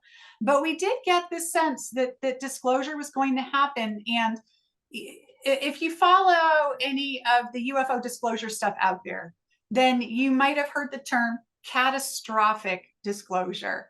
And catastrophic disclosure is this term that they're throwing around out there, which means disclosure that happens without an official source coming out and giving information. It rather happens more organically. So maybe a big whistleblower comes out and presents airtight evidence that is irrefutable, maybe, pulls out photographs and video, high quality, high resolution of crash retrieval, say, or maybe it can also refer to a big, huge mass event. such as like the Phoenix lights in the mid-90s, where thousands upon thousands of people in the Phoenix, Arizona area saw this huge triangular UFO fly overhead, including the governor of Arizona and including the actor Kurt Russell, who was flying a little airplane at the time and saw the big ship. And but at that time, people didn't have cell phones and the ability to take all this photos and videos like we do today. If an event like that happened today, that would be catastrophic disclosure. And that's the kind of event that we saw in those sessions many years ago. We did these sessions after the Phoenix lights, so this was not the Phoenix lights that we were picking up, but we were picking up some kind of big event like that, something in the sky that thousands or millions of people would see. And I've looked at similar stuff and related things over all these 30 years, and I keep getting the same kind of thing. So I suspect we're going to see something like that at some point. I don't know, but at some point, and I'm still kind of working on that. So I won't reveal everything that I know about it, but it's pretty interesting. Okay, Andrew says, does relaxing to try and generate a theta brainwave speed positively impact the sessions? Okay, so I have come to a conclusion, and I'm going to be giving a brainwave seminar actually a week from today. It is a 4-hour seminar, lecture and workshop. It's like going to be, you know, I'm going to show you exactly how to measure your brainwaves while you're remote viewing, while you're transdimensional mapping, whatever method you use, and talk about all the results, because I've been monitoring my brainwaves for a solid 10 years doing this. And I've come to some interesting conclusions. I think that brainwave patterns, now there's been, you know, research done at different universities and at like the Monroe Institute. And there are some, you know, ideas and theories out there that particular brainwave patterns are better, or, you know, different kinds of like theta waves, you know, if you are in a deep theta state, that's better for remote viewing. And I think that there probably are some generalities like that.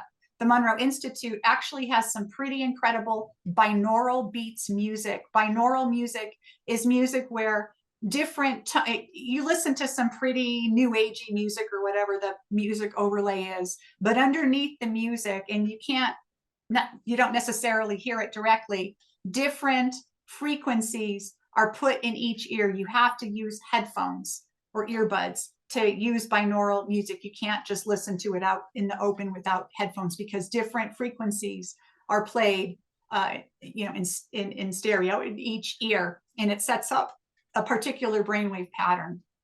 Now you can listen to this binaural music and get yourself into that theta relaxation state. It's great for meditation, and many remote viewers find that it's great for remote viewing. I don't like to listen to theta state music or any binaural music in the middle of a mapping session, but I do enjoy it from time to time as a cool down. Now there are other ways to achieve different brainwave patterns. For example, I have this device here. It's called a NeoRhythm. NeoRhythm. It is a PEMF device. And what it does is it uses, you know, electromagnetic frequency, pulsing electromagnetic frequency, and it can put you in that kind of relaxation theta state. You can actually choose different kinds of states. I find that my best sessions, I have a higher theta and gamma brain waves. And so you can wear this like on your head, like so. Has an app that comes with it, or, you know, or like so.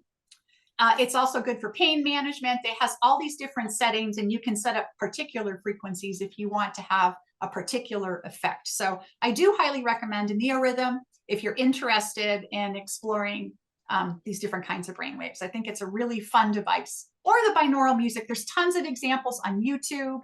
There's tons of examples, you know, on Spotify, Apple Music, Amazon Music, wherever you get your music. Just look up binaural music, look up theta state or gamma, and you can try it out for yourself and see how it impacts your sessions.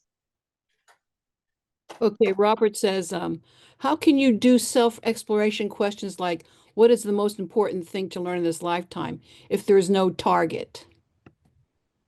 That is the target. Okay, so So there isn't a particular like photograph, but this is an individual experience. So my answer will be different than yours. If we both did this same session, whatever I have to learn in this lifetime is likely not at all the same as what you have to learn in this lifetime.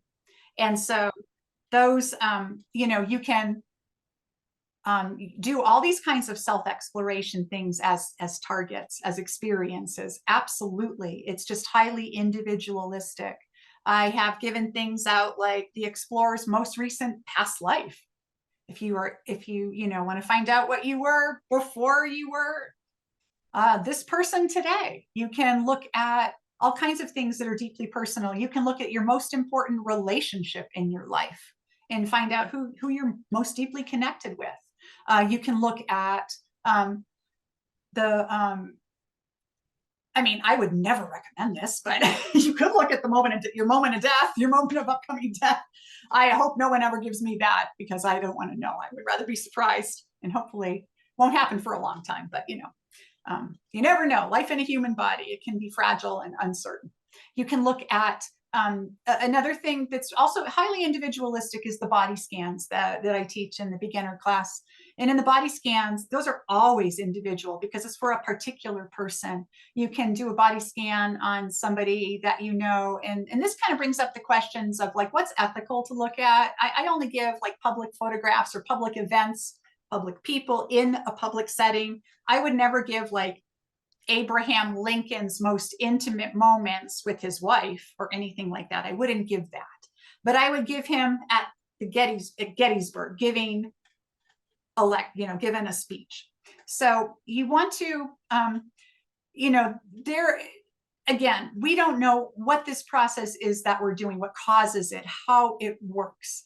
It's it's a mystery what's actually happening and how connected we are to everything. I suspect that we're connected to absolutely everything and there really are no secrets about anything.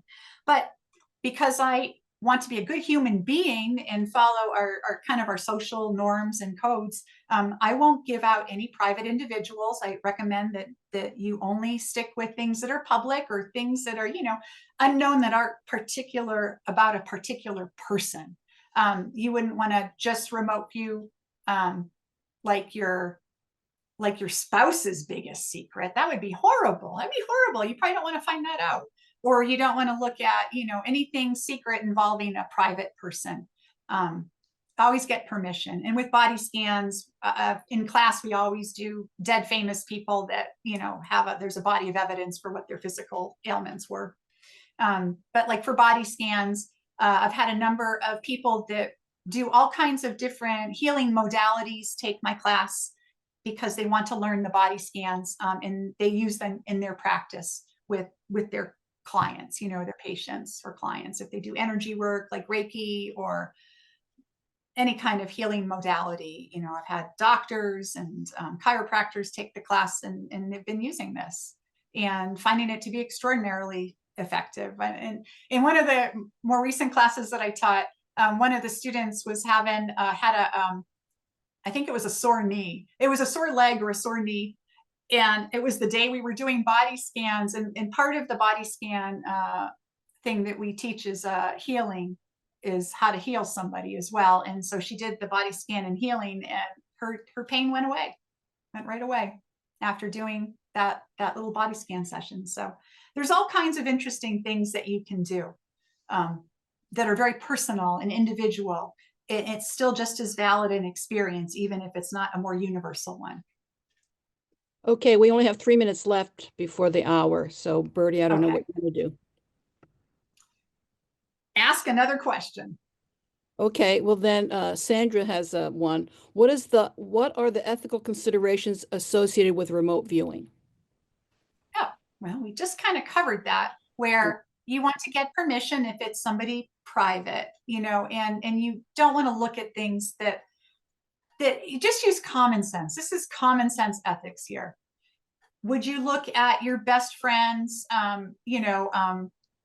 love life? No, would you do this in real life? No, you would not. Things that you think are crossing the line are crossing the line. Just follow common sense and common ethical guidelines, looking at public events or buildings or, you know, bombs dropping, whatever the experience is, whatever the target is. You know, if it's a big public thing everybody already knows about and there's pictures about it all over the internet, have at it. But if it's a private individual, I believe that you should get consent first. Okay. How would you view an esoteric experience that you want to view? Do you allocate your own number? Yes, if you've got a list of stuff you're really curious about, you want to find out what's going on with those gray aliens or the reptilians, or you want to find out when the world is going to end or how the beginning of the universe started, you write down whatever you want to look at. Write it down on a piece of paper. Try to be as non-leading as possible if you can. Some esoteric things, you got to take a leap of faith and figure that these things exist. Like, you know, I've looked at things like the most advanced civilization in the universe, things like that. Just, you know, because there's got to be one, you know, there is one that's most advanced. Maybe it's us, right? It was not us, by the way. But you write down what you want to look at and fold it up. I would stick it in an envelope or fold it up in a way so you can't tell what's inside. And when you have a pile of these, shuffle them all up so you don't know what is what. And then write your random numbers on the outside of the envelope or on the paper that's folded so you don't know which is which. And just pull one out at random and do a practice and find out what you find out. Okay, we're at the top of the hour. Okay, well, I'm just really appreciative that everyone came here. If you have more questions and I didn't get a chance to answer them, drop me an email, Birdie@norivets, NORIVETS.com. And my websites are norivets.com, and that's my personal website. And my professional website is TransDimensionalMapping.com. I have an official business for it. We have a big group. We're working on real life projects. We're working with a couple of projects right now with law enforcement and having some success with that. And we've got about 100 viewers. And if you're interested in learning more on TransDimensionalMapping.com, you can check out our classes and what we have coming up. And thank you very much. I love you all. And this will be posted on YouTube in just a little bit. Thank you for coming. Thank you very much.